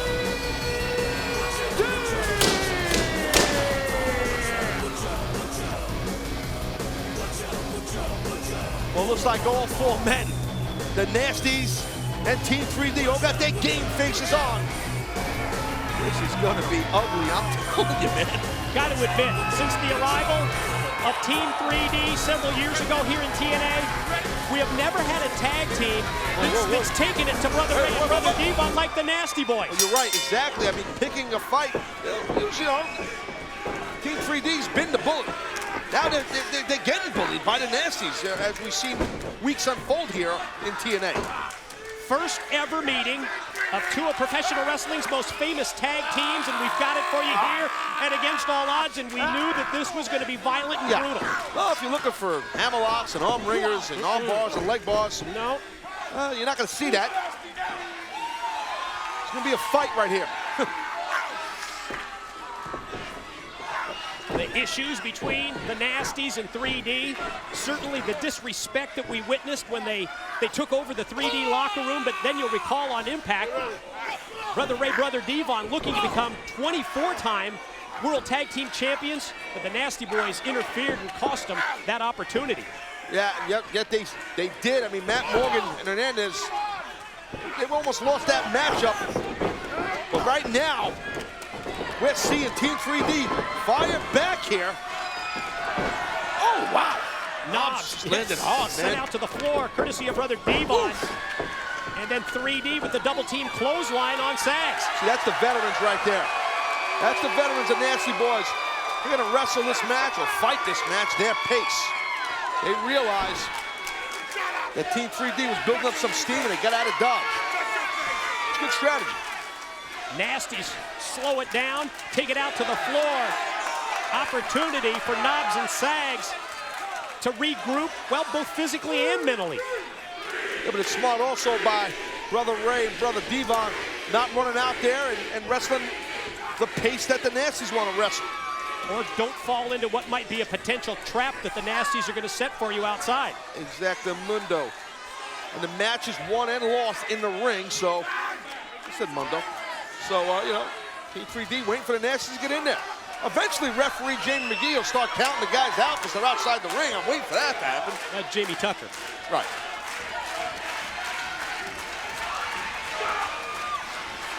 Patiently does Team 3D wait. I like the strategy by the Nasties, though. We're going to see if it pays off once we get either Knobs or Sags. Wait, we're actually going to see Back in the ring. Tagging in and out. I'm impressed by these four men. They're not just going to beat the snot out of each other. I don't think it'll take long before we get back to that.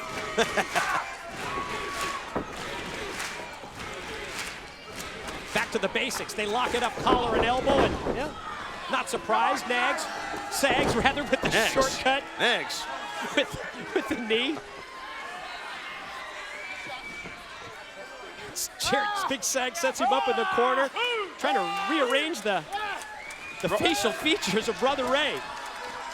See Sags right there, just full speed ahead with the corner clothesline. Getting his stuff going right there and drilled Brother Ray.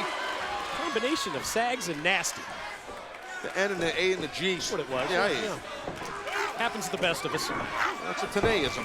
Oh, wow, look at Brother Ray here, bringing it. Oh, boy. Nothing like a thumb to the eye, and that's what Knobs did to slow down. He realized, you know, Knobs realized that Brother Ray was trying to mount some sort of a comeback, and he shut him down. If you think about it, ever since the Nasties slowed down the pace. Uh-oh, wait. You don't think we're going to take that one-way trip to Pity City? Whoa! Sags driven into Knobs. And nice. Suplex that was. Got to appreciate that, Taz, and then the follow leg drop. Watch this. Well done. Well, Ray really popped his hips hard on that side. Back suplex he did there, kind of like a gut-wrench grip. And now, Brother Devon is the legal man. Oof. Double team, shoulder block. Call for 3D.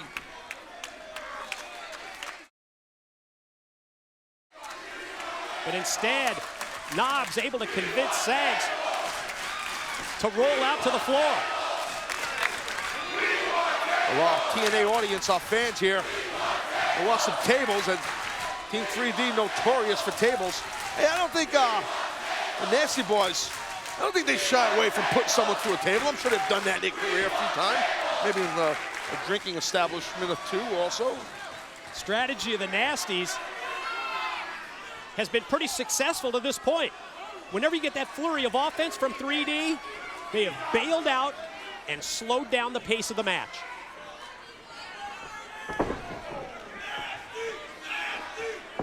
Shortcut raking the eyes, poking the finger in the eye of Brother Devon, and something we've come to expect throughout the years with the double team by the Nasties in the corner as Devon tries to find his way out. Yeah, Devon realizes he's in a, you don't want to get cornered by those two massive Nasty Boys there, and well, the Devon fighting himself out of that corner. Now what? Oh! Leaves his feet and connects, but then the timing of Sags in pulling down the top rope was right on the money because Devon is crashed out on the floor. Just punting right there, right in the ribs. Sags punting Brother Devon hard. Using his shirt to wrap it around the neck of Devon to choke him and take away his win.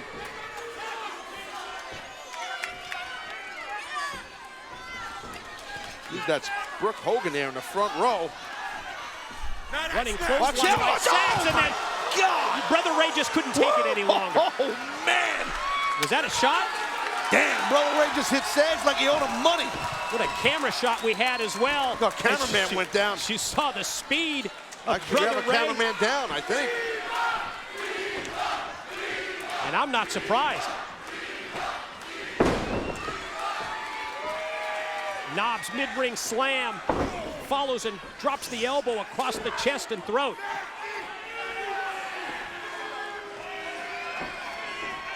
Yeah, we do have a cameraman down. You're right. Yeah. Well, you could almost sense it, the collision, when Brother Ray came running right at Sags. The impact. We knew this thing would get nasty out here, partner punt, but all four of these men bring the violence, bring the intensity. It's like Knobs' eyes split open or something there.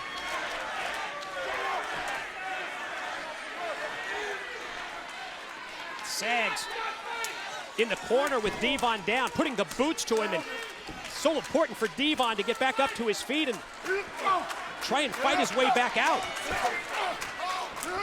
Yeah, well, you know, Brother Devon's a heavy hitter, man. He'll bring the hands right there. You see, Sags got rocked a few times. And, Sags was matching him almost punch for punch. Devon took the advantage, but then tag, gotta try and make that tag to the Brother Ray. Sags, and they're close to a tag, but how frustrating is that? Sags just showing Brother Ray. And, you know, Brother Ray loses his cool. Referee tries to stop him. That's tag team wrestling one-on-one right there.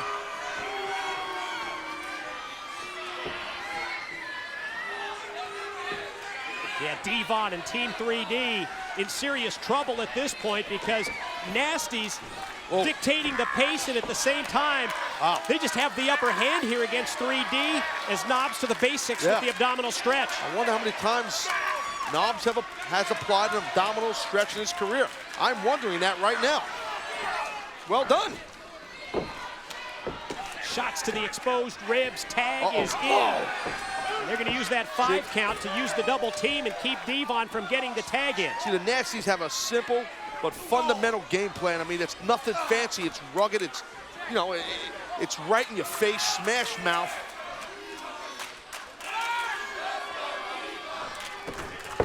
what we've come to expect from both of these teams. Oh, wait a minute. No! I think Here's the opening. I think the legal man is Sags, I believe. I don't think Knobs was tagged in.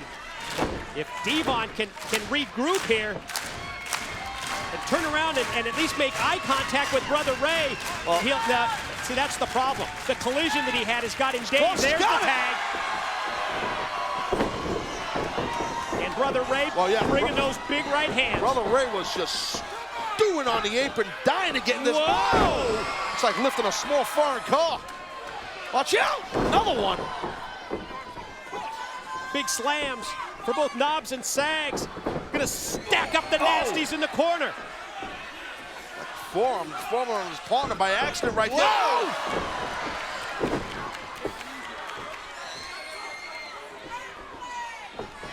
Sags, Whoa, Sags trying to be overpowered by Brother Ray, but no success. Attention turned to Brian Knobs. Jabs and follow up the point of the elbow right in the top of Knobs' head. Uh-oh.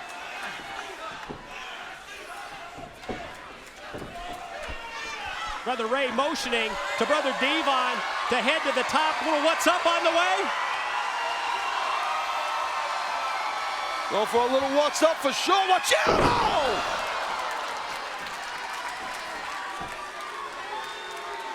Big diving headbutt off the top, right between the uprights. Uh-oh. Sags gonna get 3D! There it is! 3D! K3D's got the win. Wait! What the? A ref. Did you look at the? Did you see Jimmy Hart? Who? I didn't see. He just ran right by. Jimmy Hart. Jimmy Hart. What the hell's Jimmy Hart doing here? Wait a minute. Here are your winners, the Nasty Boys. I was looking at my monitor. I didn't look up. You obviously looked up and saw Hart. Jimmy Hart? From Mouth to the South? What the hell? Wow.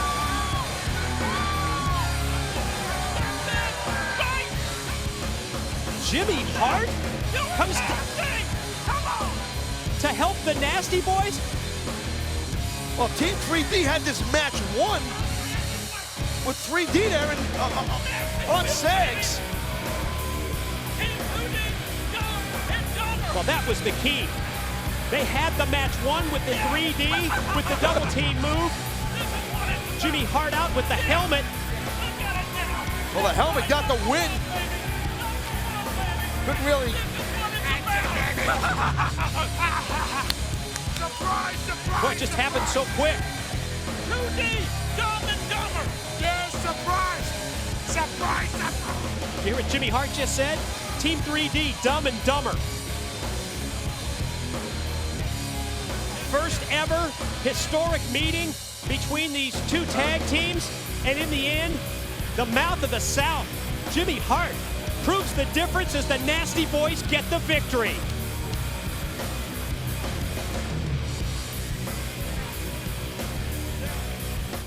Joe, man, I know you've been in a lot of pressure situations before, but tonight's a whole different ballgame, brother. Yeah, I know. You don't think I realize how important tonight is? You see, I realize the importance, and that's why I cashed in this case. Because the most important thing for a company, the most important thing in the world is to have a heavyweight champion it believes in, and AJ Styles is not that man. Couldn't agree with you more. But this is a different deal, man. I mean, you and I, we don't have any history. AJ and I don't really have any history. Flair and I, on the other hand, there's more history there than I care to remember. You could fill a stack of encyclopedias with our history, and none of it is good. In this situation that we're in right now, you think I want to see Ric Flair out there with the TNA World Champion? Not a chance. We're in a tough spot here, man. The stripes I'm wearing, I should be calling this thing right down the middle. I mean, hell, I'm representing TNA. I'm representing everybody in this company. Listen, I can appreciate your social situation, but as far as me and you go, it's quite simple. You take care of Flair. I'll take care of AJ. One more thing. I also want you to take care of that Samoan temper of yours. Do not let it interfere. Just try to keep yourself under control. Get the job done. You take care of AJ, I'll take care of everything else. Deal? Yeah, deal. Good luck tonight.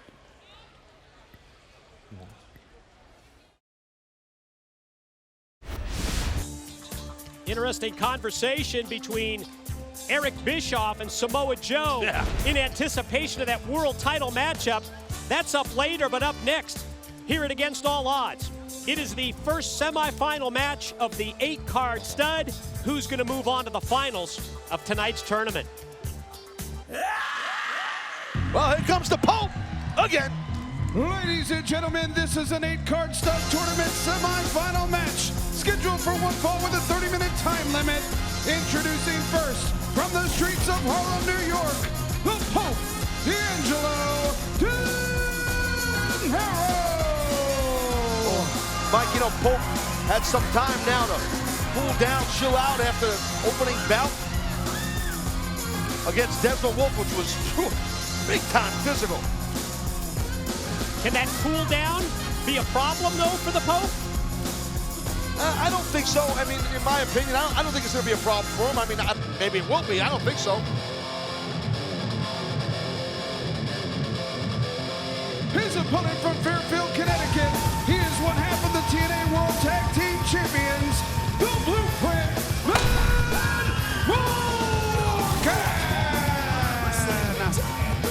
The road, the path to the semifinals for these two competitors. It was the Pope D'Angelo Dinero with the victory over Desmond Wolfe in round 1. And then the Blueprint with the win over his TNA World Tag Team Champion partner Hernandez. Interesting win over his partner. Interesting way to accomplish it, wasn't it? Look, I mean, it's obviously extremely important to Matt Morgan to advance in this tournament. He did what he had to do to his other half of the tag team champions in Hernandez. That was then, this is now. The second match tonight for both these men.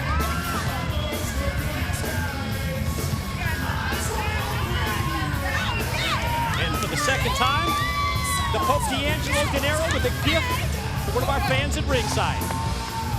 And Pope's giving out shades like crazy here. Maybe not like crazy, give out 2, but whatever. I got the point.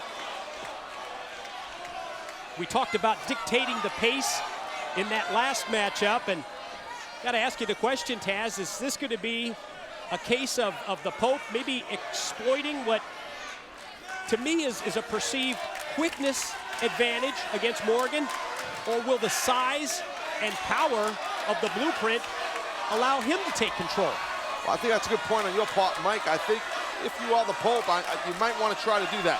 You might want to utilize your quickness and being a little bit more fleet-footed than Matt Morgan. But as you pointed out when Morgan was wrestling Hernandez earlier, how deceivingly quick Matt Morgan is. So it'll be interesting to see. And obviously the size. Yeah, the power edge, there's no question. I don't know who has a bigger ego, to be honest with you, between these two guys. They both have a lot of confidence in themselves. That's what it takes to get to the top. And damn right. That's what it's going to take to get to the finals. And the winner of this contest, this semifinal matchup, to square off against the victor of the Abyss, Mr. Anderson, matchup that is our other semifinal. And there you can see, pointing out the size difference. Oh, yeah, well, I'll tell you what, Matt Morgan better not get too cocky with that. Because Pope, when he lacks in that height that Matt Morgan has, he can bring his hands, I'm telling you, using his feet now, but he packs a hell of a whopping punch, does the Pope. Boom!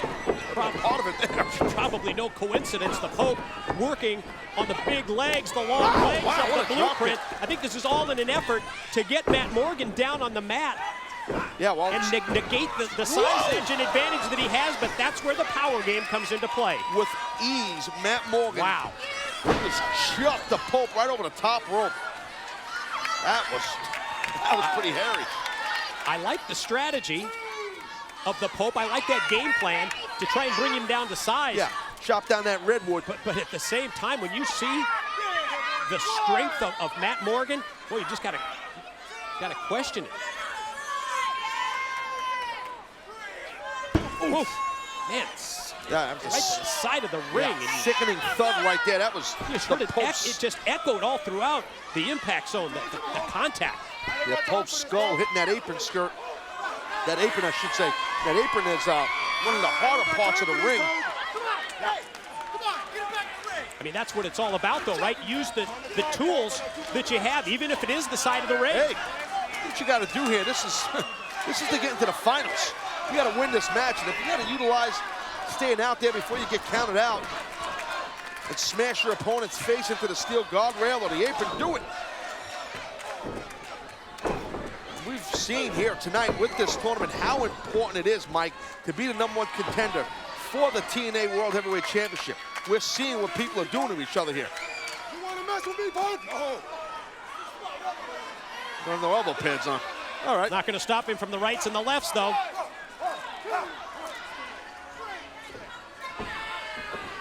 A dazed Pope in the corner. Pope, look at this. Oh! Well, maybe Pope was playing possum, but no, he was not. You're going to check the watch here? Not time, apparently. Wow. Yeah, not quite yet. Well, I told you, he's a little bit of a hot dog, a little cocky is Matt Morgan. Matt Morgan decides when the time is right. He's got a certain swagger, does Matt Morgan, and he's about himself, and I'll tell you what, I think that's a good thing. Wow, look at stepping on a man's throat. Boot across the windpipe, factor in the 300 pounds of Matt Morgan. And D'Angelo Dinero, the Pope, we're having trouble breathing, and that's pretty much the strategy of Morgan again here as he uses that top steel cable right against the windpipe. The audience here getting behind Pope in a big way. Oh, God! Lost the throat. You don't know, now you know. I'm still talking, man. Rolls back in, gonna try and put him away, and I don't even know if he got a 1 count that time, and that surprised the Blueprint Matt Morgan. I mean, some could argue who had more of the physical first match. Was it the Pope or was it Matt Morgan? Me, myself, I think it was the Pope. I think Pope and Wolfe had an extremely physical matchup. I think you can make an argument, though. When it was Supermex and the Blueprint, you had the two big power guys. That's true. So I think pretty even footing here as we move into this semifinal matchup, the first of two. Crushing bear hug here. This continues the theme, though. Yeah, well, absolutely. Crushing bear hug by the mammoth-like Matt Morgan. The strategy, the offense of the Blueprint's been all about taking away the win of the Pope. Oh, sorry. That's okay there. That's what we saw earlier. Strategy coming into play for Dinero, taking the big man down. Well, went for the cross body block. Maybe not such a good idea against Morgan, who connects with the fallaway slam. Morgan, you might want to try and follow up on that and go for that cover a little quicker. I'm just a little surprised. Matt Morgan, very intelligent athlete, extremely intelligent man.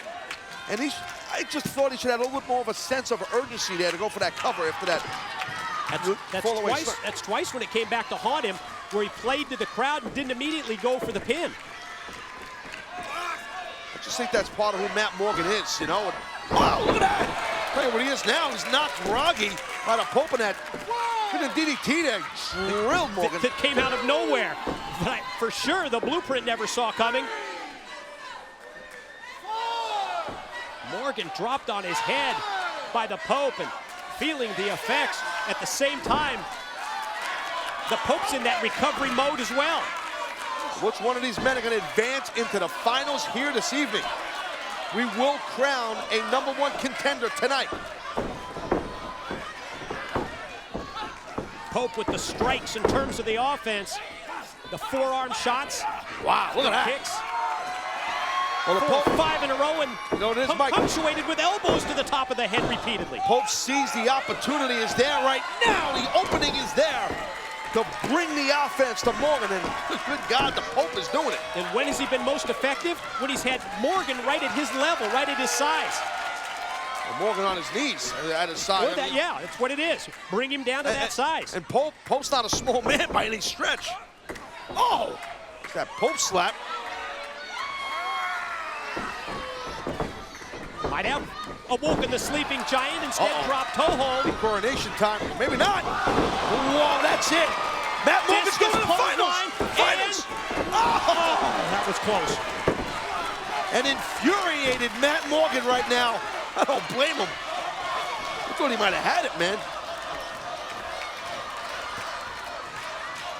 Powerful, impactful clothesline, discus style. Quickness, how about the quickness? At the same time, that quickness and agility that we've been talking about throughout this matchup.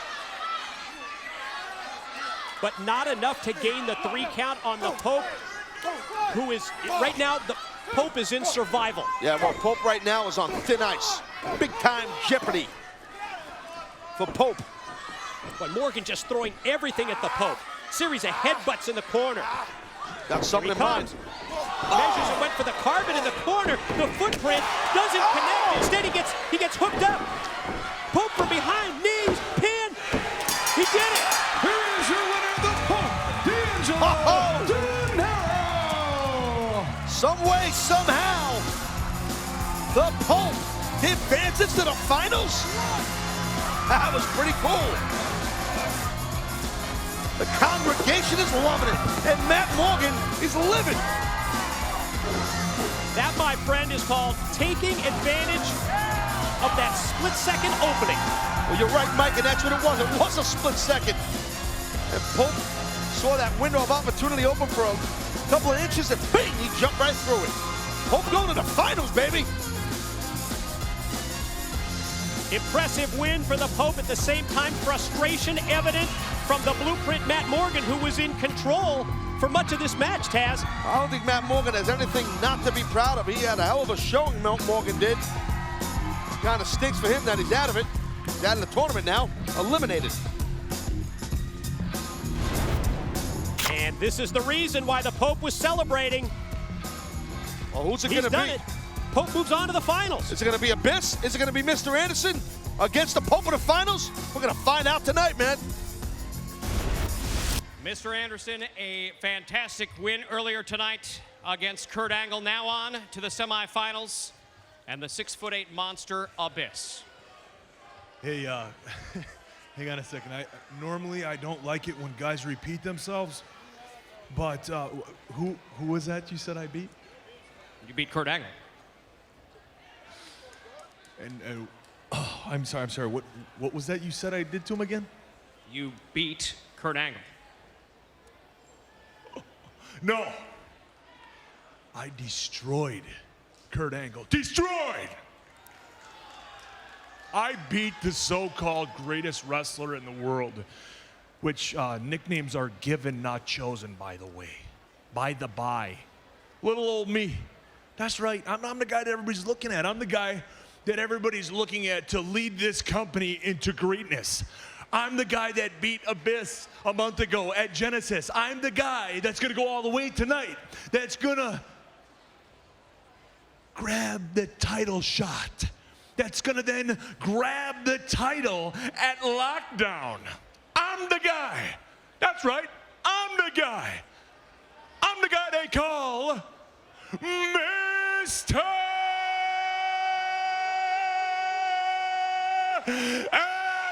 Anderson. All right, it's Mr. Anderson versus the 6'8" monster Abyss. Anderson!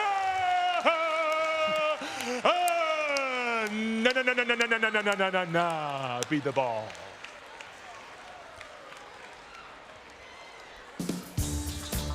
Yeah, welcome back, JB. JB's bug eyes almost blew out of his face. Wow. Mr. Anderson certainly doesn't lack confidence, does he, Taz? No. Mr. Anderson's all about himself. Mr. Anderson rolling into this thing. I guess Mr. Anderson feels he's going to blow right through Abyss. Ready for our second semifinal matchup? Here we go. Ladies and gentlemen, the next match, and against all odds, is the second 8-card stud tournament semifinal contest, scheduled for one fall with a 30-minute time limit. Introducing first, standing 6 feet 8 inches tall, weighing 350 pounds, the monster, Wolfe! This is what we talk about when we call a match high pressure, high stakes. It's the true definition right here, this semifinal matchup, Mr. Anderson and Abyss. We're going to determine who goes on to the finals to face the Pope. I think that right now, Abyss is at his most dangerous state. I really do. I mean, because he just got out of this emotional match earlier tonight with Mick Foley. Now, right now, Abyss got nothing to lose. Yeah, no emotional ties to Mr. Anderson, that's for sure. It makes him dangerous. His opponent from Green Bay, Wisconsin, Mr. Henderson.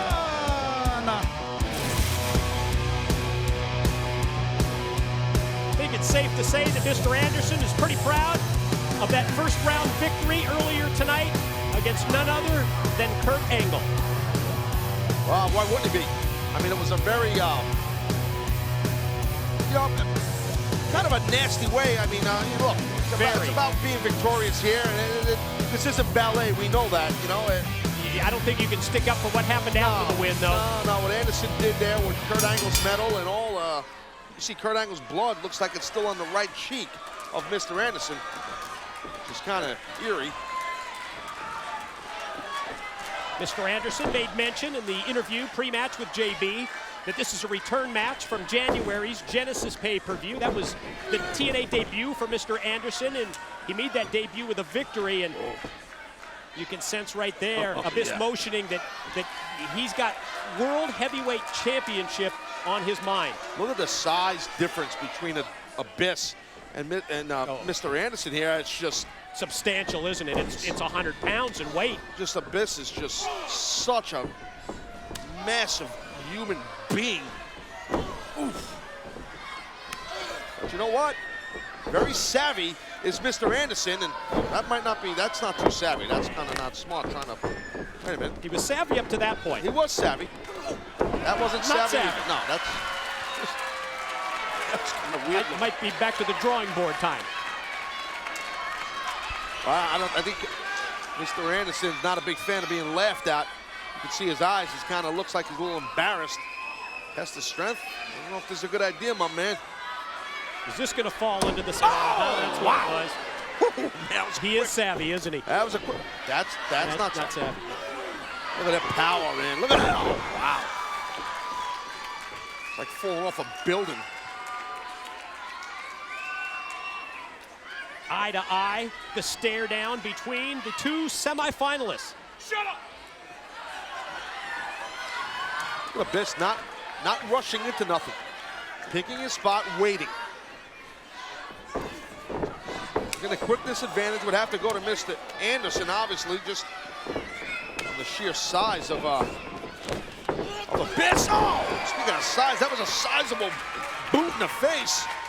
Nice extension to the leg. Follows up the big boot with the running clothesline that takes Anderson all the way out to the floor. That would be like a size 20 boot that hit Anderson in the face first and then followed up by that brutal clothesline.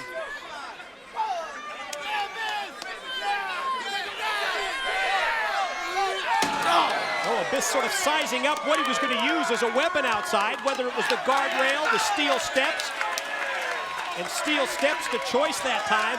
Anderson going in head first. See how big when Abyss was doing his clapping deal there. How big his hands is. He's got fingers like sausage, this guy. Look at that, look. Mr. Anderson realizes you don't want to let Abyss pound on you too much because you won't be able to get out of that situation, but what's Anderson doing now? Rolling in to break the count from the referee. That's exactly it. And then right back to the offense.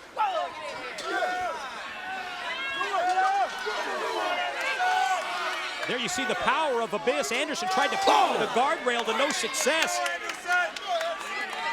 Oh, man.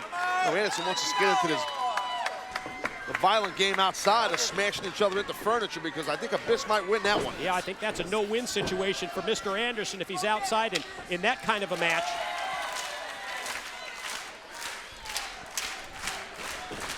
$350 pounds all the way, but I think Anderson got the elbow up. I think Anderson, yeah, saw him coming. Oh, look at that drop kick and a knee. Taking Abyss off his vertical base. Perfect placement with that drop kick, and Anderson firing in those rights directly into the head, into the mask of Abyss. This referee, Mike Posey, got his sock back. Either that or he's wearing a shoe without a sock. Those two. Oh, look at this. Mr. Anderson's going to take the mask off, and I wonder what's going to... Oh, man, look at... Might not have to wait until, if that even happens, on Impact on Thursday. That'll be, I guess that'll unfold with Eric Bischoff. Abyss able to back him up into the corner and stop Anderson from trying to take the mask off, and he just chop blocked him that time. Came at him full speed, drilled him right at the back of the knee. And now you can almost feel here Anderson just sensing the confidence level rising. He's got Abyss down, he's got him in the corner. Well, you're right, you can see the, sorry Mike, you can see the pacing of Anderson's changing. He's got his target. Anderson's target's obviously the left knee of Abyss. Good game plan when a guy's massive. He's got the leg of Abyss positioned in the ring ropes to the point that Abyss is having a hard time fighting back, and I think that was the plan and that was the strategy of Mr. Anderson, and boy, it's right on the money, and then the drop kick into the knee. That was perfectly executed drop kick by Anderson. That'll definitely tear up your knee. Charges into the corner. Got goozled. Got him around the neck, and Anderson fights back. Elbows right into the side of the head, into the ear. Whoa! Yeah. Big back body drop when you're 6'8". Trying to get his knee back in order. Here's Abyss. Oh my God, the monster's he's getting all fired up now. Oh! Talk about haymakers, huh? Laying him in, big right hands to the top of the head. Here he comes again, another successful big 350-pound shot in the corner. Anderson brought out to the middle of the ring, dropped down, side slam, leg hooked, and 2 count only. Wow, Anderson able to kick out of that. That was pretty good, that was pretty impressive. Abyss favoring the leg and favoring the knee as he gets back up to his feet. Anderson is rocky still at this point. Well, looks like we're gonna find out here, I would assume soon, which one of these men are gonna advance into the finals to face the Pope. Like he was gonna go for the mic check instead, blocked by Abyss, who doubles him over first with the boot.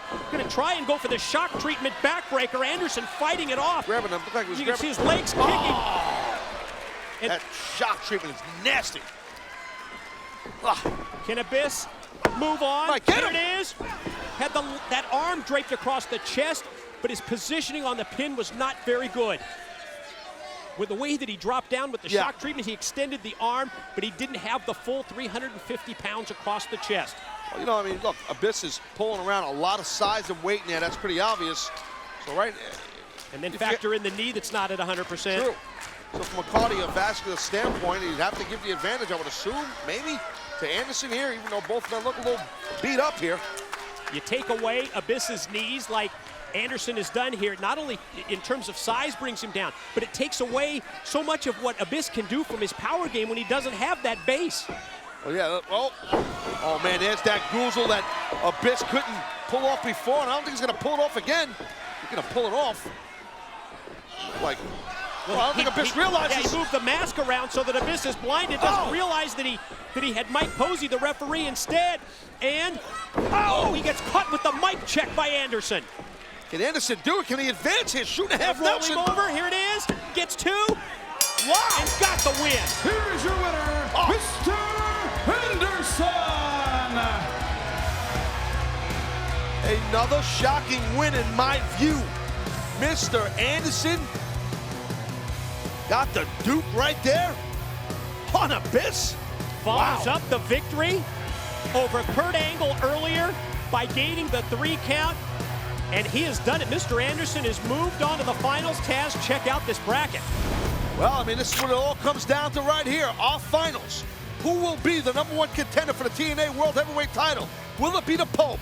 will it be Mr. Anderson? We're gonna find out. We are just moments away from the TNA World Heavyweight Championship match where AJ Styles will be defending his TNA title against Samoa Joe. Why did you really come in here, Christy? Huh? What do you... It's Valentine's Day. You wanted to be with your Valentine, huh? The champ. You didn't want to talk about Samoa Joe. Look at me, I ooze with excellence. It's who I am. Samoa Joe, please. I beat him before, and I'll beat him again tonight.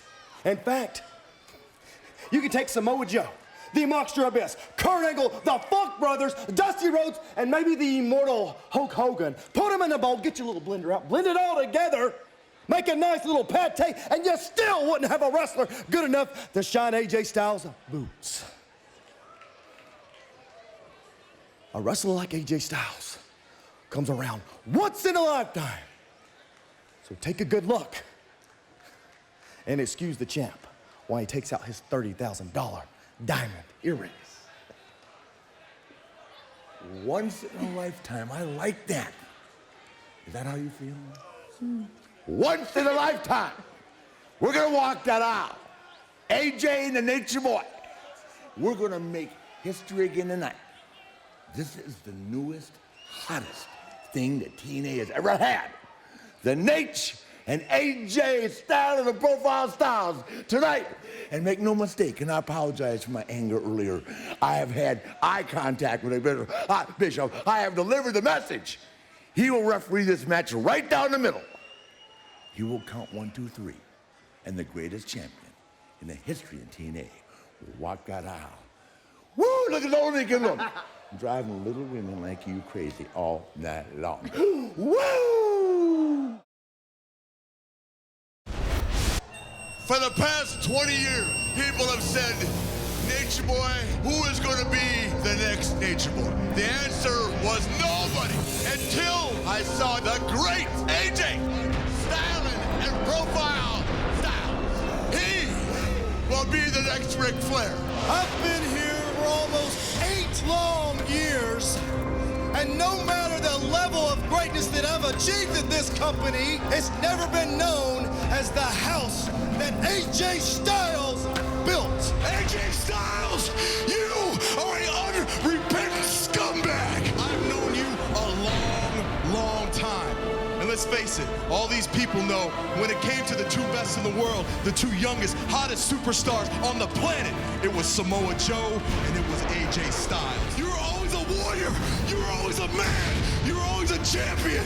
And you gave it all up for an overpriced suit and some of his wholesale hookers. Who are you to judge the phenomenal AJ Styles? I need to remind you how to be a man. And that's why, and against all odds, I am cashing in my title shot.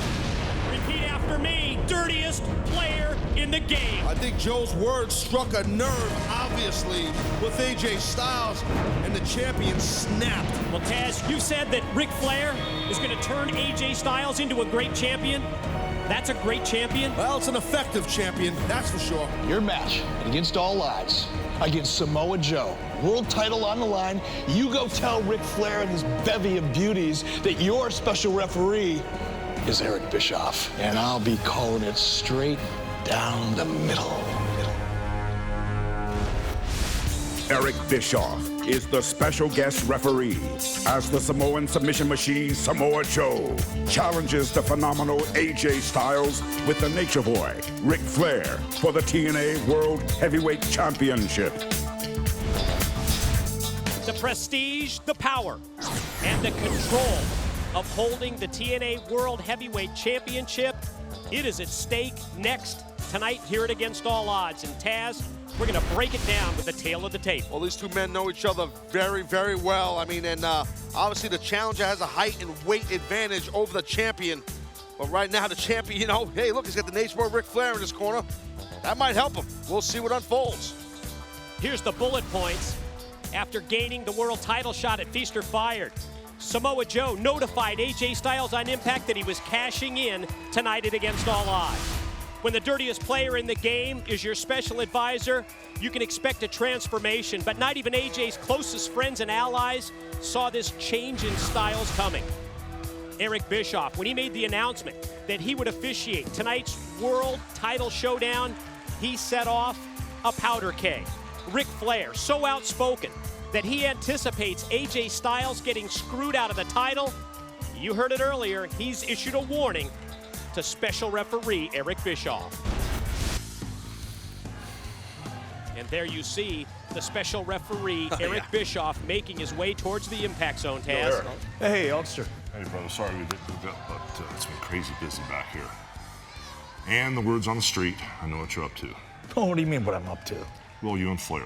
15 years now, let it go, brother. The hatred, the animosity, please let it go. I have, a long time ago. And it's fine, man. And the temper. You gotta drop it down a couple notches. You have my word, man. Okay, it's just like you told Abyss and Foley, no shenanigans, no gaga. It's real important because we still have this Hebner thing hanging out there. We haven't tied that up. Yeah. I know the spot you're in, man. I get it. Well, I hate to ask you, but the guys, the talent, they have to depend on us. They have to believe in us.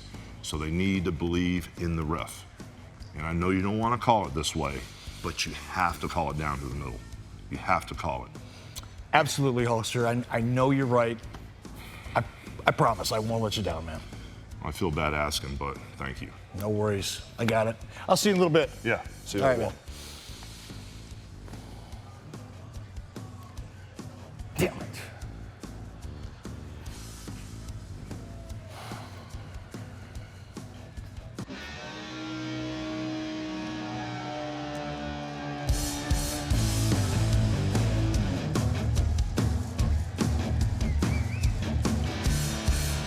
Well, Eric Bischoff, special guest referee, always surrounded around controversy. I guess not tonight, it's gonna call down the middle. Well, Taz, I can tell you as someone who lived it in the WCW era, the issues between Ric Flair, Eric Bischoff, they go back over a decade. Hulk Hogan put it best. There is animosity and there is hatred between the two. There is the challenger, Samoa Joe, the Samoan submission machine. This man could just basically bend you into a pretzel, choke you out, dump you on your head, and end that thing quick. We could crown a new champion tonight, Mike. It could happen.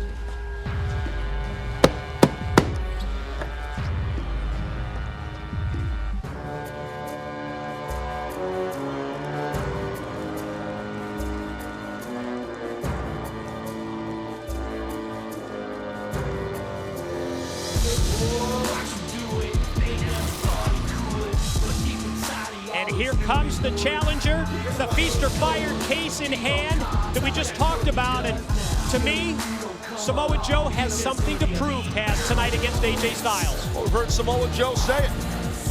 AJ Styles, you know, you're not the champion. You shouldn't be the champion here in TNA. You don't exemplify what a champion should be. And, you know, right now the opportunity is there for Joe to take AJ's title. It could happen. It might. $1 million champ. Beautiful. Coming of a world champion. You feeling it? Feeling it. Feeling it. Woo, like a world champion. Champ.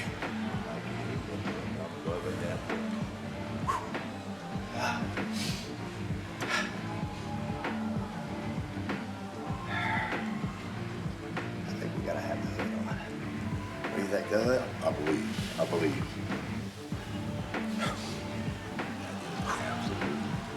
Style and profile.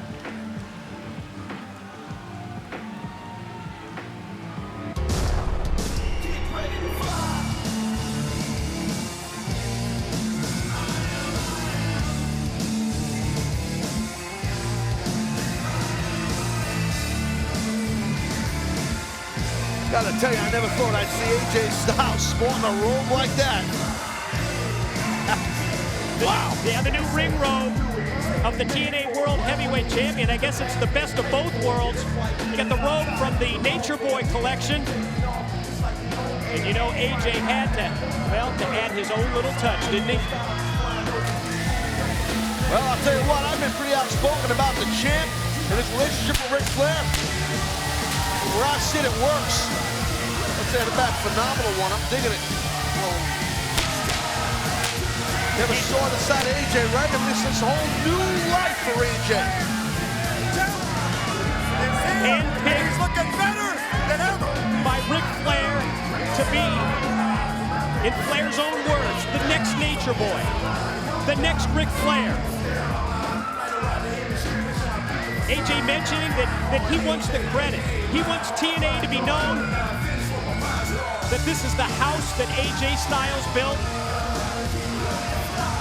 Well, I think AJ, this is your chance to prove it to everybody.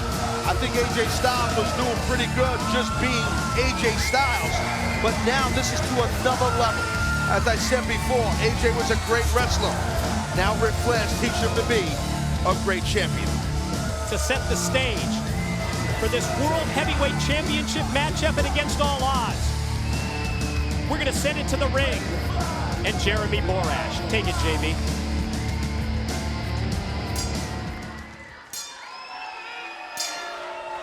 Ladies and gentlemen, the following contest is scheduled for one fall and is for the TNA Heavyweight Championship of the World. When the bell rings, the man in charge, special guest referee, Mr. Eric Bischoff.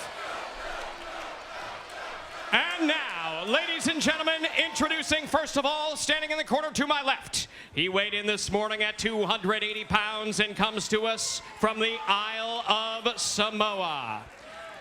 He is the challenger, the Samoan submission machine, Samoa Joe.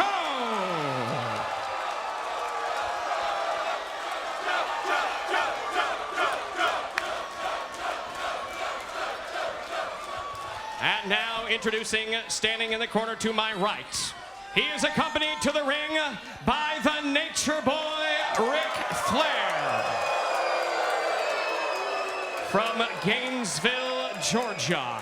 He weighed in this morning at 215 pounds. He is the current reigning and defending TNA Heavyweight Champion of the World, the phenomenal AJ Styles.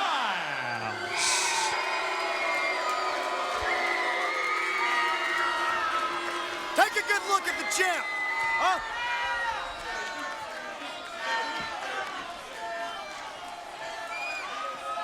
I don't think Samoa Joe's too impressed with the champ. That would be the definition of game face.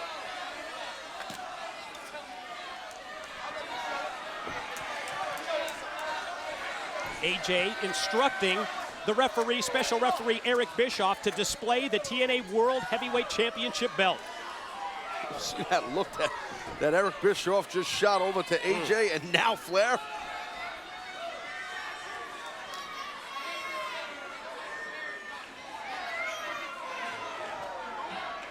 Well, the years of conflict, the issues between Ric Flair and Eric Bischoff, and you can just feel that tension.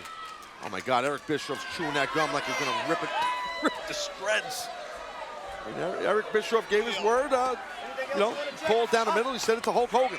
I was just gonna say, how about the influence of Hulk Hogan just prior to this match as Eric Bischoff was making his way into the impact zone.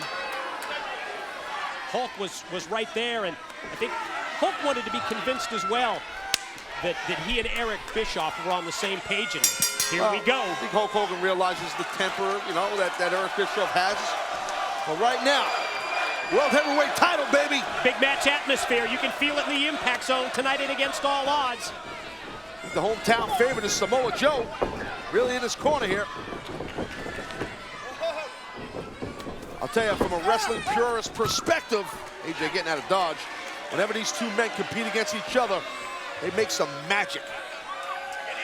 Taz, let's talk strategy. Samoa Joe knows AJ Styles inside out and vice versa.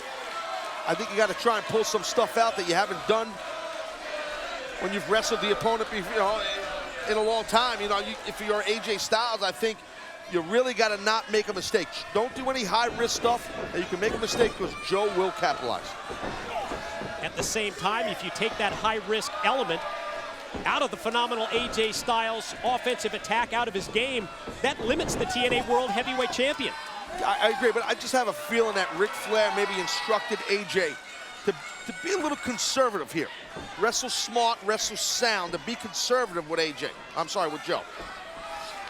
We've noticed some additions. That's not gonna work. To the offensive resume, the repertoire of the TNA World Heavyweight Champion AJ Styles since he came under the influence of the Nature Boy Ric Flair. Well, AJ, wait. Oh my God. AJ got frustrated, went for another shoulder block. I don't know why he did that.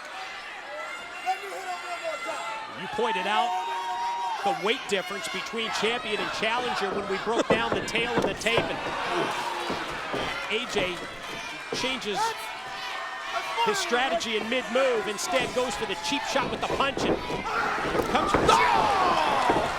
That was fierce. Oh my God! Look at Joe with those jabs. That shoulder block was sick. Series of strikes in the corner. Right hand after right hand, then puts the boots to Styles and right back on him. Champion shot off, challenger in with a running elbow. And then kick out of nowhere.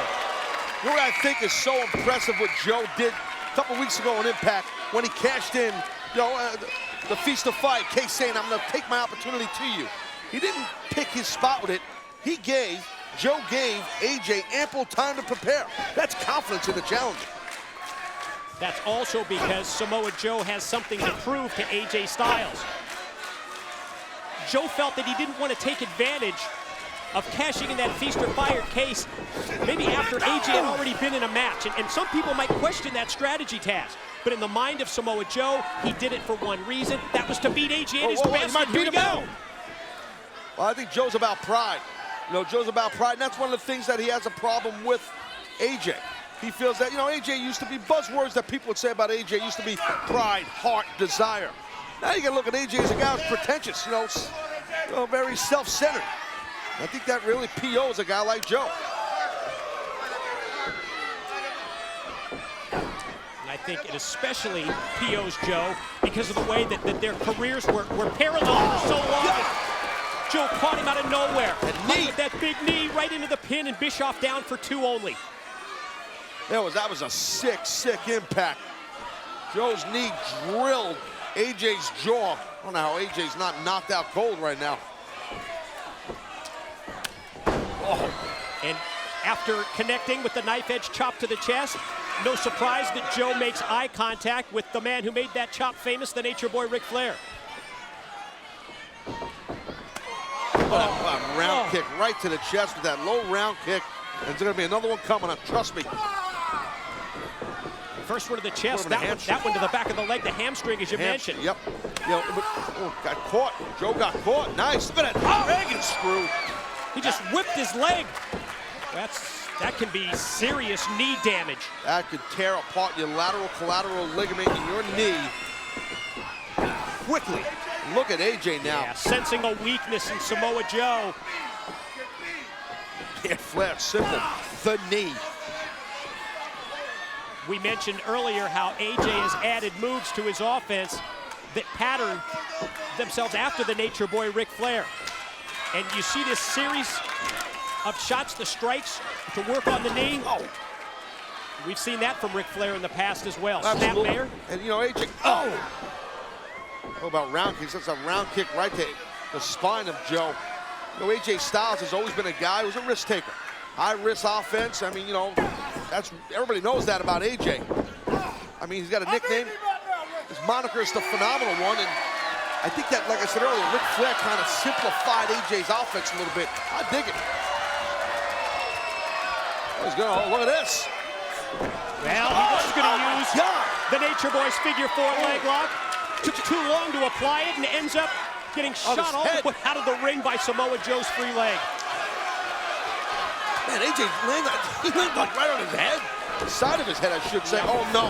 Flair's not strutting any longer. Incoming! Suicide dive by Samoa Joe. What contact? Joe favoring the leg and the knee. Well, I said shut up. Well, Samoa Joe threw caution to the wind right there. Had to take a big high-risk move. It worked. But Joe can't capitalize right now.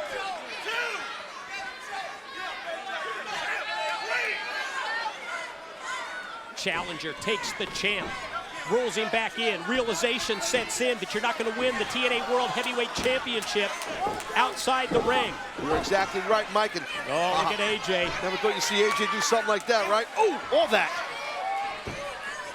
Yes, wow. Shades of the dirtiest player in the game. Poking the eye and now using the ring here. It's almost against Joe, and now he's got Joe set up against the side of the ring. It's almost as if, Mike, AJ, he almost seems like an act of desperation. You know, he saw an opening there with Joe, and it's almost like an act of desperation. Like he's desperate just to keep the offense on him. We never saw that out of AJ, you know, before he aligned himself with Flair. AJ looking underneath the ring. The hell is AJ? The referee Eric Bischoff screaming at Styles to get back in the ring. Well, I mean, you know, AJ exposing the concrete floor. Exactly. Moving the pads out of the way. And like Flair was going to try and help AJ move the pads, and Eric Bischoff yelled something to Flair, and Flair stopped. Oh, God. Big forearm shot rocks Joe. Well, Eric Bischoff, the referee, and watch this. I don't think he's going to go for this, and I don't blame AJ him. Going to try and suplex Joe on the concrete, but so far no success with 2 attempts. Or 3. Here's the power of Joe to turn it around, but AJ lands on his feet. Watch out! Oh! Eric Bischoff seems like he's trying to get some sort of control. Let's keep in mind, Eric, you know, Bischoff's not a normal referee, so at the same time, I don't think that Eric wants to count these guys out. I think Eric Bischoff realizes that the importance of this match is such that we need to decide this in the ring. Yeah, the world title's on the line here. Come on. Oh! So I applaud the leeway from the referee as AJ connects with the dropkick. Well, tell you what, AJ might want to try and go for a cover soon. He might have Joe right where he wanted him. Jacked his jaw there a moment ago. Look at that. Right in the back of the skull. I've had someone do that to me. That hurts like hell, I'm telling you. Never thought you'd see this here. And now cranking on the head and the neck. I think you spotted this, Taz, about a minute ago, when you said that you sensed that Samoa Joe was favoring his head and his neck, and now AJ's going to try and take advantage of this. Yeah, well, you know, if I could spot it from sitting here, you know his opponent, the champion who's defending this title, is going to see it quick. Yeah, and then you factor in Ric Flair at ringside. I think they've got all bases covered. Well, Joe got himself out of harm's way, maybe. Oh, wow, look at that. Extension in the mid-core, the middle of the body of AJ. That's why it's called phenomenal, folks. Yep, you got to give the devil his due.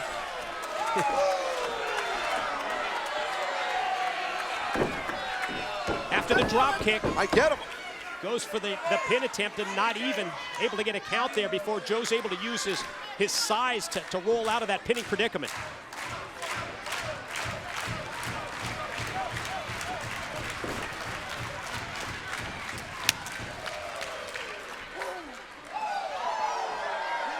AJ, you better stay. The chop, the woo, is eye contact made again with Flair. It's almost as if, you know. Whoa! Whoa! You talk about laying him in there. That's the. This thing's getting physical, man, big time. Those boys are tagging each other, I'm telling you. Flair's digging it. Yeah, loving every second of it. AJ styling and profiling Styles, as the Nature Boy references him, has got Joe in big-time trouble now.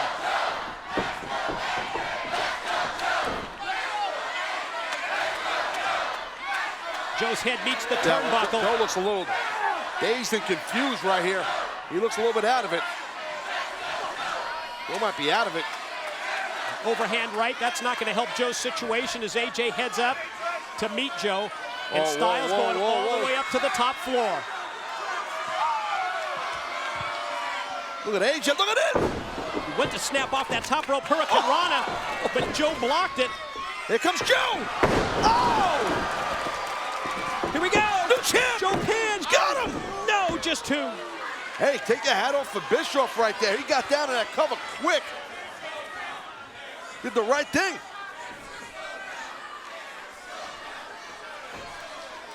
Great counter by Samoa Joe as AJ tried the Hurricane Rana out of the corner. Now Joe's got the offense in his favor. Styles positioned in the corner, and now Joe with those right hands. Oh, man, those chops. That's a lot of hand hitting that chest, boy. I'll kill you, stupid Samoan! Oh, no, Uranagi, God! Power game of the Samoan submission machine Flair's on display. infuriated, yeah.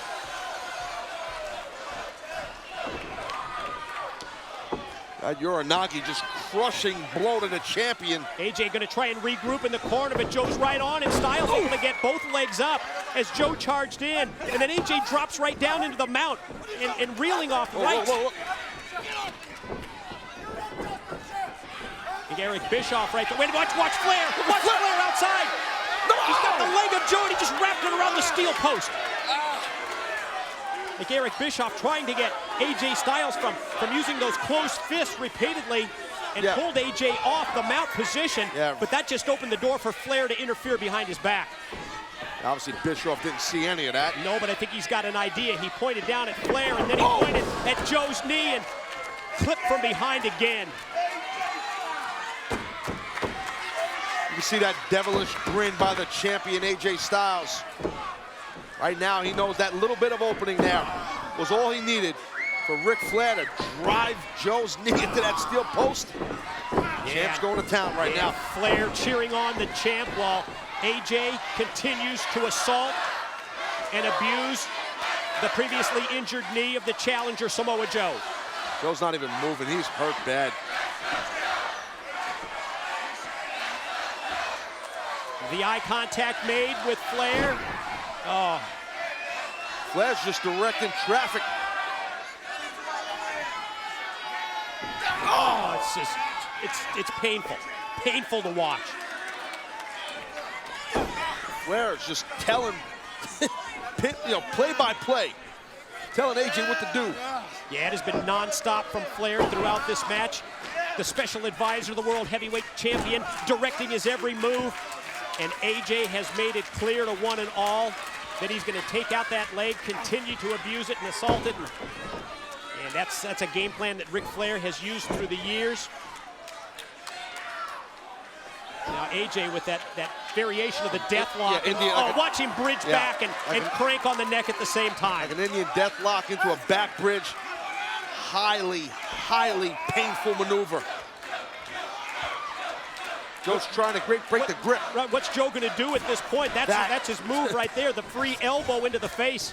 That's exactly what Joe pretty much it. But AJ smart, going right back to the well. And little figure four action here. There it is, the tribute to his special advisor, the tribute to the Nature Boy Ric Flair by applying Flair's patented figure four leg lock.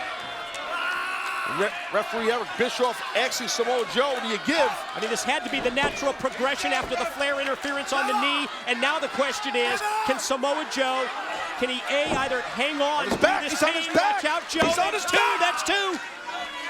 Sometimes when you're in that kind of pain, you don't realize you're on your back, but the referee did. Can Joe use his weight edge here, his weight advantage, to potentially roll AJ over and maybe turn the figure four around on Styles? Easier said than done. Yeah, Joe's trying to do that. And Eric Bischoff is checking Joe to see if he's going to tap out here. Watch Flair from outside. Adding leverage. Well, look like Bischoff. Flair got caught with his hand in the cookie jar. Uh-oh. Nature Boy going ballistic at ringside. And look at Bischoff doing the right thing here. Bischoff, because of the outside interference that he spotted that time from Ric Flair, physically gets in and breaks up the figure four leg lock attempt, but Joe, he's still got that bad wheel.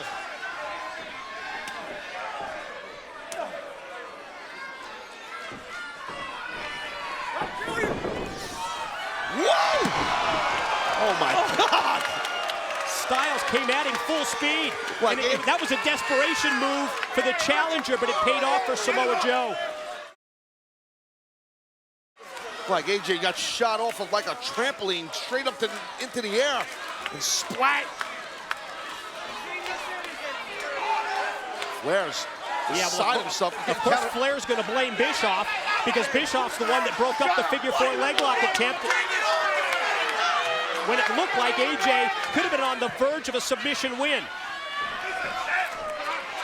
Well, Flair tried to help AJ, and Eric Bischoff told Flair, you better get away from him before I basically more or less could disqualify him. That little bit of an opening was enough maybe for Joe to regroup. Well, maybe not. Oh, maybe! Powerful clotheslines. Oh, lariats are right on the money. Stepping through, Joe stepping through with his hip there, right back to the throat. Oh, God! Inverted atomic drop follow-up. Boom! Then the senton backsplash. Joe motions, he's going to finish him off. Here's 2. Oh! What a match. You read Eric Bischoff's lips. He said, there's nothing I can do about it. Cadence of the count was perfect. Just never got to 3. Out of the corner, there's the snap slam. Oh, he's got right him. Into the cover, right into the pin. And no!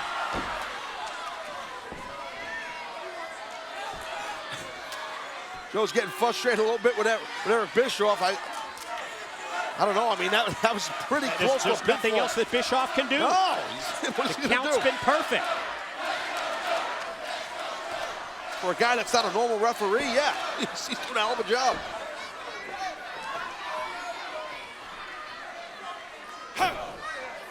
With Styles set up in the corner. And AJ looks like he's been through a war. Joe unleashes the punch, the chop, and Styles turns it around on him. Here comes the champ charging in, and he gets elevated this time, lands on the apron. Tremendous balance by the champ. Watch the springboard here. There he goes. Oh! Flying forearm on the back end of that springboard. He's not going for a cover. Yeah, for the pin, and instead, back to those punches and shots to the head. Got that top mount there with driving close fist right to the face. Could have went for a cover, AJ. I don't know why they didn't. Eric Bischoff thought he was gonna. Oh! Oh my God! With the open hand thrust, the slaps. Slapping the daylights out of him. AJ able to get the elbow up when Joe came charging at him. Gonna go inverted and does. Inverted DDT pin. Here it is. Gets 2.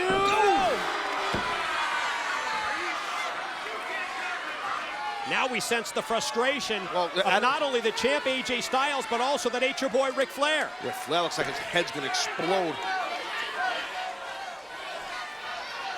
Flair's right back in the game. He says, get on him, AJ. Oh yeah, the time is now for Styles. The champion's got the challenger right where he wants him. He's gonna go for the Styles clash here. If Styles can hit this, done. Nope. Talked about the familiarity of these two. The choke, that rear choke. Joe not being able to take down by the Styles clash. Instead, you're right. He's got AJ and AJ reaching out for the ropes, but he never made contact with the ropes. Oh! Oh. That was explosive. Yes, sir. Right out of a choke into a back suplex. That'll definitely take a man out quick. Tough to do. Very turns tough. very quickly in favor of the challenger, and the champ set up on top. Whoa. Muscle buster out of the corner is the direction that Joe's headed. Look, it's Flair grabbing. Wait a minute, let's try and hear this. Flair was hooked onto the leg, and Bischoff is. Wait, Bischoff get muscle buster.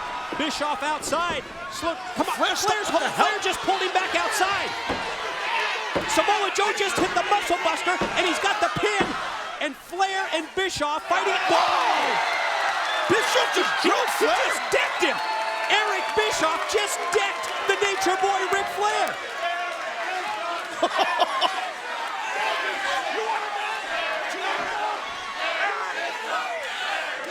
Well, Joe's trying to get Eric back in the ring to get the cover. What are you doing? I'm gonna be more quickly right there. Samoa Joe said, what were you doing, Eric? I had AJ Styles pinned. Oh no, Joe, keep your temper, calm down.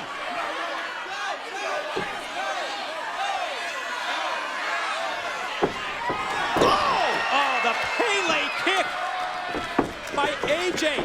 Rocks Joe. Gonna bring him in for the clash. Gonna take him up. Oh, clash. Oh my God. He's gonna get him. Bischoff counts 1. Bischoff counts 2. And Bischoff reluctantly counts 3. Here's your winner and still TNA Heavyweight Champion of the World, the phenomenal AJ Styles. You could just see the disdain in the face of Eric Bischoff. Give me a microphone. That he had to count 3. Wow. What a whacked out turn of events.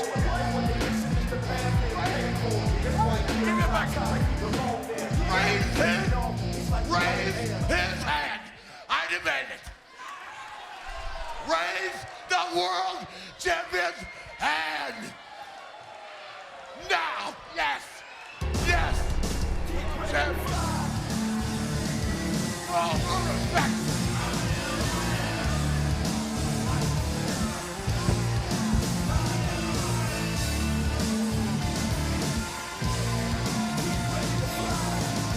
I didn't expect this thing to just unfold the way it did here. I don't think anybody did.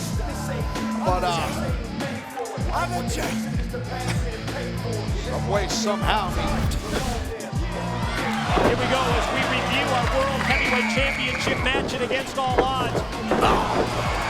Well, definitely, I mean, the challenger, Samoa Joe, brought up just a ferocious offense into this match. Several times. Eric Bischoff not afraid to get physical. You're not kidding, and then talking about getting physical. Rick Flair involvement of the Nature Boy. Oh, while Eric Bischoff's back was turned, dealing with AJ Styles. Ric Flair got on that knee of Samoa Joe, and for a good portion of the match, AJ Styles worked it. Flair is screaming behind us here. Sorry, folks, we're trying to do his replay. Flair's losing his mind. And Samoa Joe's, he had this thing won, but most of the outside interference by Ric Flair. And then AJ Styles, and this was impressive, Taz, being able to hit him with the Styles clash, and rolls him over, and reluctantly, Eric Bischoff counts 3. Well, you know, I mean, it's kind of hard to, what do you say here? I mean, Joe had the match won.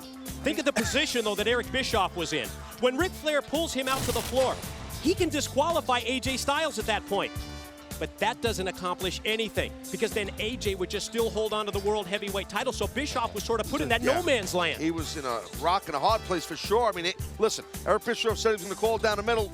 He did.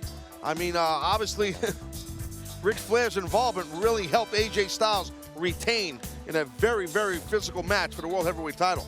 Taz, 8-card stud tournament finals. It's still to come tonight here at Against All Odds, and I think we're going to go back at this point and let's revisit, let's review how we reached this point in the tournament. Yeah, well, it was Desmond, Wolfe, and the Pope, and it was talking about physical. This is how we kicked off the show. Yeah, that was the DDE right there. Yes, sir. The D'Angelo Dinero Express. And then the tag team champions, they had it against each other. This was two big bulls just going at it. Power versus power, and that's when Supermax Hernandez injured his shoulder. Blueprint not afraid to take advantage, using the tights to gain the 3 count. And how about Kurt Angle versus Mr. Anderson? This thing was just crazy. It was all Kurt Angle all the way. And then we see this violent act. The referee could not see what Anderson was doing. Gouging the head, ripping the head apart with Kurt Angle's own metal. You see the results right there. Yeah, the blood flowing from the head of Kurt Angle. Kurt just wasn't himself. Crashed in the corner. And Anderson hits the mic check on Kurt Angle, and Mr. Anderson advances. How about yeah, this was sick, though. Wow, this here was... Well, Abyss and Mick Foley. This was a match here where It was like, you know, Eric Bischoff put these two men in this match together. They had to use the barbed wire baseball bat. No one did, and then I think it was just a reaction. It was Abyss putting Mick into the tax because she didn't want to do it earlier in the match. Yeah, that with the black hole slam, and that led to the win as the Monster Abyss moved on to the semifinals. In the semifinals, it was the Pope and Matt Morgan. And then just, that right there, that was it. That's what cost the Blueprint. And the Pope takes advantage to gain the 3 count. And that puts D'Angelo Dinero in the finals. And then it was Mr. Anderson against the Monster Abyss. Yeah, this thing was, I'll tell you, I thought Abyss was going to more or less have his way with Mr. Anderson, but it didn't happen. Mr. Anderson was just one little step ahead at a good portion of this match of Abyss. Yeah, turned the mask around on Abyss. That ended up costing the Monster, and Mr. Anderson again. There's the mic check. Well, it's been a very, in my opinion, awesome tournament thus far here, and now we're on the cusp here in a few moments, I should say, of having our final between the Pope and Mr. Anderson. What do you pick? Well, this is what we've been waiting for. It's time to find out who's going to win the 8-card stud tournament. Let's hear from both the Pope and Mr. Anderson. First off, we're going to send it to Christy Hemme. All yours, Christy. Coming up next, the 8-card stud tournament finals, where Pope D'Angelo Dinero will be taking on my guest right now, Mr. Anderson. I'm gonna make this real short and sweet there, sweetheart, on Valentine. Happy Valentine's Day. I'm all about checking things off my personal bucket list tonight. Beat Kurt Angle? Check. Put Abyss to Betty by, tuck him in, say night-night, once and for all. Cheeky check. Send Pope back to the Harlem Street corner that he came from. You might as well check that one off, too. I am one match away from securing a title shot at the most prestigious championship in the entire freaking world. Pope, you'd best say your little prayers, because you're about to be excommunicated by none other than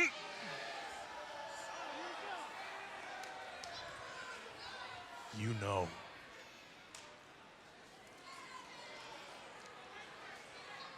Over to you, JB. Thank you very much, Christy. Some very strong words there from your opponent. Pope D'Angelo Dinero, Mr. Anderson awaits. Well, BJ, first things first. Miss is a prefix that is only used to individuals who you have respect for or hold some sort of status. Anderson holds no sort of status with Pope, nor does Pope respect him. So from this point on, Pope's going to call him Junior. See, Junior's going around here writing a lot of checks with his mouth that his butt isn't going to be able to cash. This business needs change, so consider Pope the cashier and Anderson's check voided. Tonight, Pope's going to step in the ring, the world is going to stand still, and this congregation is going to declare that Pope's prophetic capabilities are indeed accurate. Junior, Pope's going to give you 1 4-up.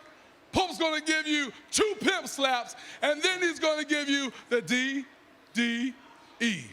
BJ, this interview's over. Pope? Oh, that's Scott Hall. That's Scott Hall in six-pack. What the hell is this? Oh, my God! Hey, come on, Security tries to get in to stop Scott Hall and they're just destroying the Pope. They don't work for this company, and it. Hey yo, Hogan, we heard you're having a party. Come on, let's go, guys. Don't turn your back on the Wolfpack, baby. Come on, let's go.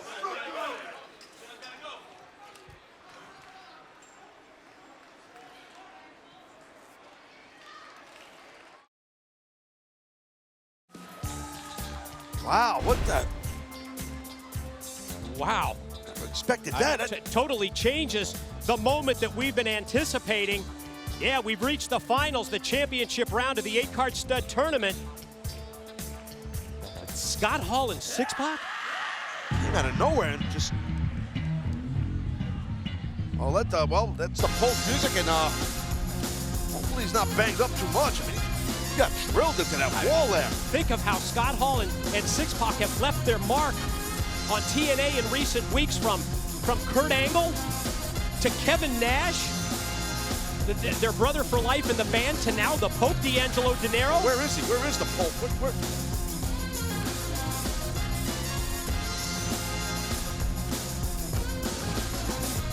We're awaiting word from the back. Pope got thrown into that wall so hard you could hear that thud. What's the deal? Where?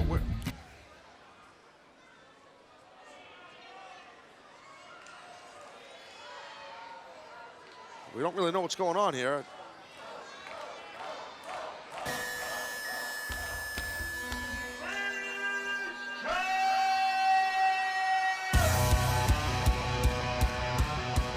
Ladies and gentlemen, from Green Bay, Wisconsin, Mr. Henderson. Oh, he's got to be loving this. You think?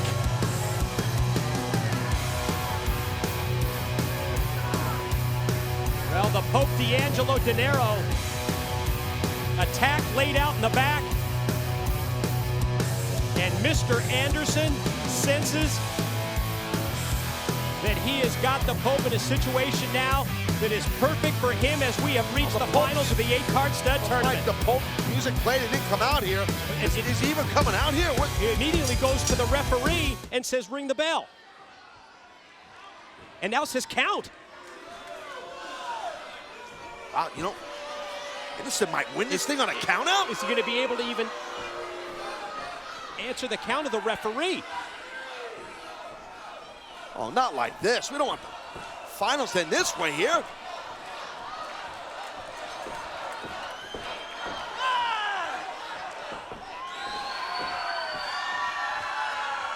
Well, here comes. Here he comes.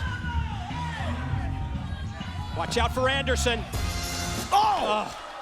Pope could hardly even walk out here. The bell did ring to start this match too, so this thing's underway here. And now Anderson sprints back to the ring. Break the count. Yeah, and then comes right back at the Pope. Oh. Wow, just... Well, I think Hall and 6-Pac inadvertently set the table for Anderson here. You know what I'm saying? I don't know about inadvertently. No, but I mean, I guess they probably didn't do it with Anderson in mind. I'm with you there. What I'm saying. I got you. Yeah. But the impact of the attack by Scott Hall and 6-Pac. Well, I think it's safe to say Scott Hall and 6-Pac realized the spotlight was on the Pope, and they wanted to take it. And you noticed when we heard from Scott Hall, you heard who he was sending the message to. Hulk Hogan. Yep. And again breaking the count, and again going right back on the attack is Mr. Anderson. This is a shame. You could see that, yeah, it is. You can see the gaze look on Pope's face. Pope don't even know where to go. Cross-face forearm shots. Pope's out. Yeah. Just throw him in the ring and then just pin him. I mean, just end it. Anderson bragging about how easy it is.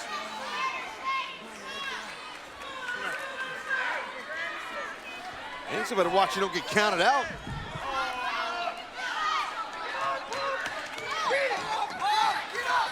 Oh, the Pope just collapsed. Oh, whoa! A little fire yeah, left. The Pope with the slap. Oh, and he tries to get back up to his feet, but well, a couple of shots and a kick, and an elbow to the back.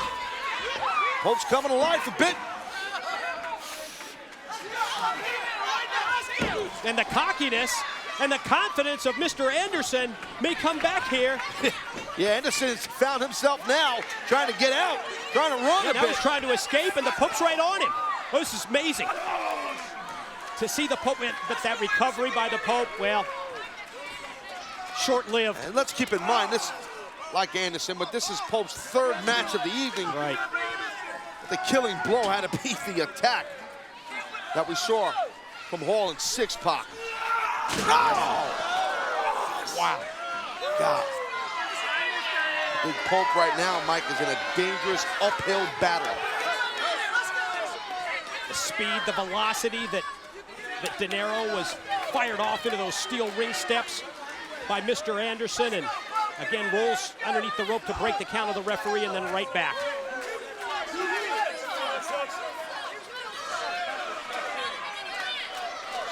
Right now, Anderson is just doing whatever he wants right now. Finals of the 8-card stud tournament with a world well, I'm just going to mention a world heavyweight championship match goes to the winner of this tournament final match, as we just saw Ric Flair and AJ Styles, the world heavyweight champion, looking on. Obviously have a vested interest in who's going to win this matchup here, and again, Mr. Anderson breaking the count. Pope is just running on fumes, Mike. He's running on fumes here. And Anderson right in his face again, rolls back in, and he just says, count him out, ref. Yeah, sizing himself up for the championship belt. Yeah.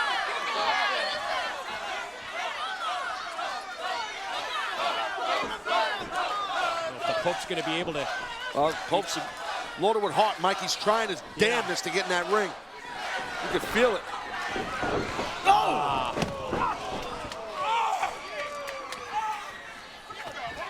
Pope is so close to getting in and yeah, this Anderson is just relentless.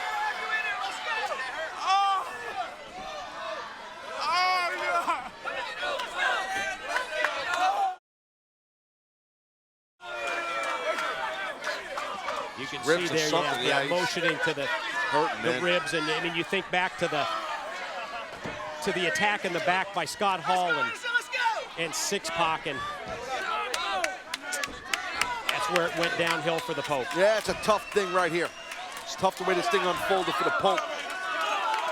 He was on a roll tonight. Anderson right now is feeling real good about himself. He's got Pope right for the picking. Yeah, at some point, Anderson has got to let him get back into the ring if he's going to beat him.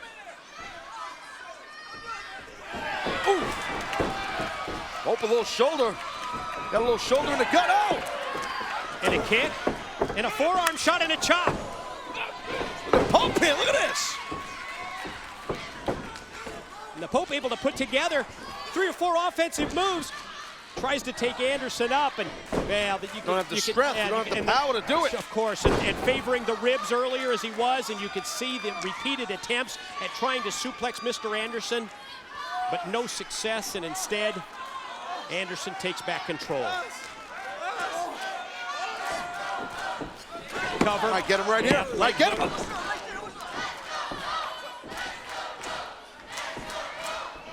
Well, the Pope in 100% survival mode here. That's really about it. Absolutely. I mean, absolutely. You just feel the pain and anguish the man is in. Can hardly even defend himself.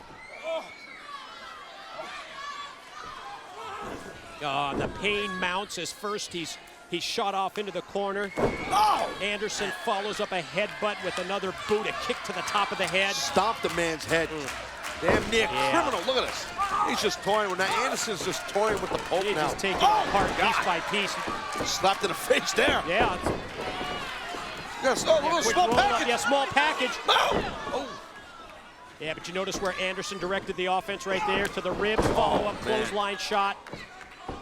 I mean, you got to give the Pope credit. Well, it shows that the Pope, though, he had his mindset was right. He went for a quick cover, but series of elbows. Yeah.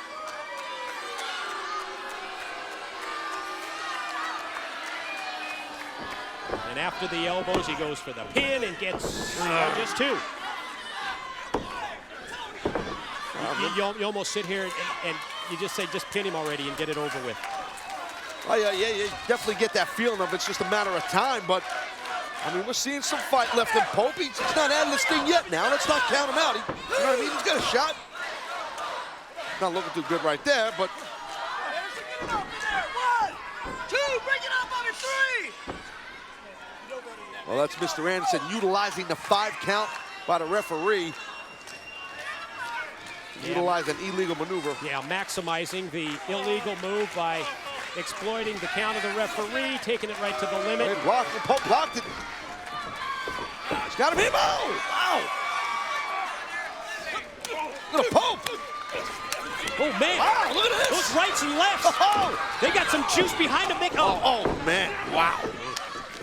Right hand was devastating attack.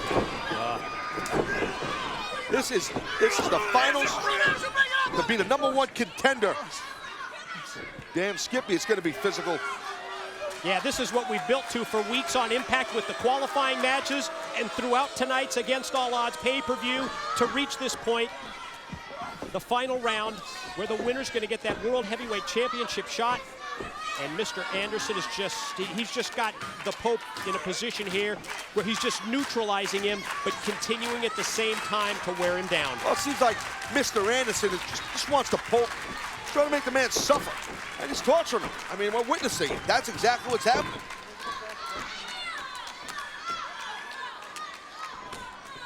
I mean, I think it's pretty safe to say if that attack did not happen before this match to the Pope, this wouldn't be unfolding this way.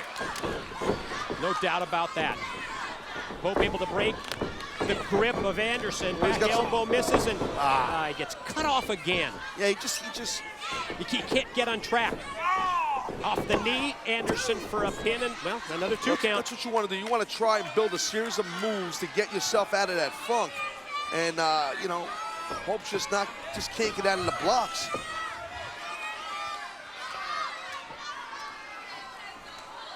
Every time that the Pope gets a little bit of offense on his side, it's when he gets that momentum, when he gets it starting to roll. Anderson's got an answer. Anderson has something to cut him off just like this. Those stomps to the skull are disturbing. Wow. Well, we saw the vicious side of Mr. Anderson earlier against Kurt Angle. Yeah, we sure did. So, and the congregation here, Pope's congregation getting behind the man a little bit, trying to fuel him.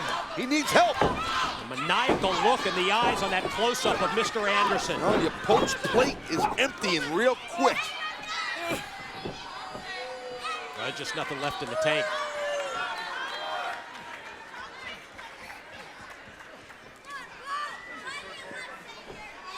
The destruction continues.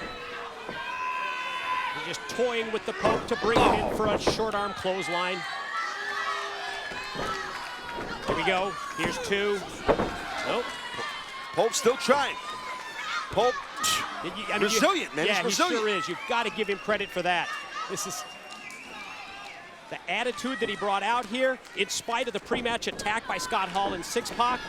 And, you know, I got to tell you, some might not agree with this or like that I'm going to say it, but, I mean, can you really blame Anderson for taking advantage of the opening that Hall and Six-Pac left from here? You can't blame the guy. Not really. Not really. You can't blame him. This is to be the #1 contender. Sure. There's just too much at stake. I mean, sure, he probably could have ended the match a while ago, and he's hot dogging it as Anderson. And Pope trying now. Pope trying to come back a bit. Yeah, we've seen these short bursts, the flurries of offense from the Pope. He's bringing it, though. Forearm was strong. Wow, look at that. So was the clothesline. Boom! Inverted atomic drop, and here he comes with some speed behind that big shoulder block. Building it up now, Pope's building it up. It's the best series of offensive moves that we've seen from the Pope in the match. Suplex over. Going for a German. Oh, wow, nice German suplex. Pope hanging on, keeping his grip.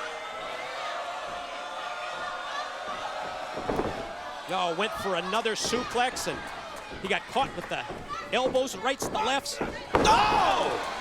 Clothesline right into the pin. He's got him hooked up. Whoa. Wow. How about that? I don't think Anderson expected that. I know I didn't. That was a close near fall. And again, Anderson cuts off the offense. The knee to the midsection, the shot to the back. And there goes Pope into the corner. Whoa, able to float over. Oh! Wow, almost knocked Anderson's teeth out of his mouth. Whoa. Pull the knee pads down. Coming down. Could be DDE time again. It worked out for him earlier. Oh, man, right in the chest. Anderson drops. He did it. Pope did it. Here it is. D'Angelo. Got him. Oh. Pope cannot believe it. I got to say. I can't believe just the way that the Pope has gotten himself back in this match. Let alone the fact that he almost got the 3 count on Mr. Anderson. And sure did.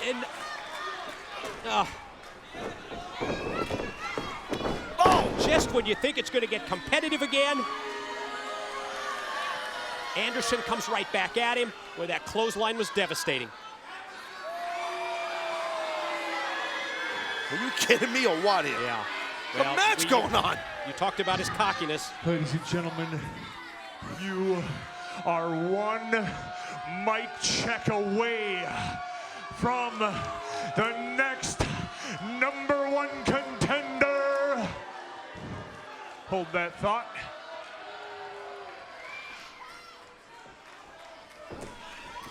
Now announces it to the crowd, brings him back out to the middle. Here comes the mic check. Ah! Anderson, the new #1 contender for the TNA Championship. Rolls him over and slick jumps. Whoa! Whoa! What? Are you kidding me?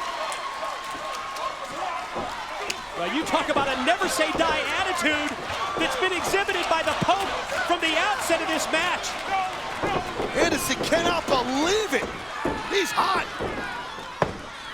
Now, he's been embarrassed because he announced it to the world, and then he hit the mic check. He said, we're just 1 mic check away. Yeah. Pope back out. Pope's got to try and counter. Yeah, we saw this earlier. No signs of Pope moving right now. Oh, my God. What's Anderson doing? Watch out! Wow! The plunge off the top. Can the Pope follow up now? That's the key. Wait, watch the Pope, watch the Pope! Oh, there it is! Caught him with the double knees in the back. DDE! He did it! Ladies and gentlemen, your winner of the 8-card stud tournament, the Pope D'Angelo Dinero! You gotta be kidding me! I cannot believe it! It's a miracle! Wow! And then there was one. His name is the Pope. How the hell did he do it? You talk about the deck being stacked against him. From the pre-match attack by Scott Hall and Six Pack to the relentless beatdown by Mr. Anderson. But then he hits the D'Angelo Dinero Express, and as the money drops from the ceiling, the celebration is on. The Pope celebrates with the congregation. Good God, that was that was something else. I have no clue how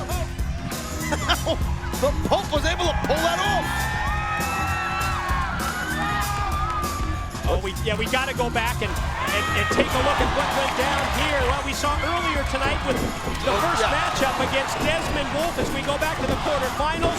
Victorious there with the DDE, and that's what moved the Pope on to round #2, that victory in the match against the Blueprint. Against Matt Morgan here, and then just boom! That was just big-time intensity right there. Pope got the win there. Sailed into the finals, but then it was attacked before the finals. Right here as we see. This is it. Watch the impact there if we see it. I think it was Hall who throws the Pope into that TNA logo. I'm sorry, it was Six Pack. Bam! Look at that. And right there you could see Mr. Anderson just took advantage of that for a bulk of this match, Mike. That's where the full court press began for Mr. Anderson. We talked about this, and there it is. The Pope hits the DDE, the D'Angelo Dinero Express, and miraculously gains the win in the 8-card stud tournament. Divine intervention, like I said, and then there was one, the Pope. Ladies and gentlemen, for the Pope, D'Angelo Dinero, tonight was truly a case of winning when it was against all odds. My God, he did it!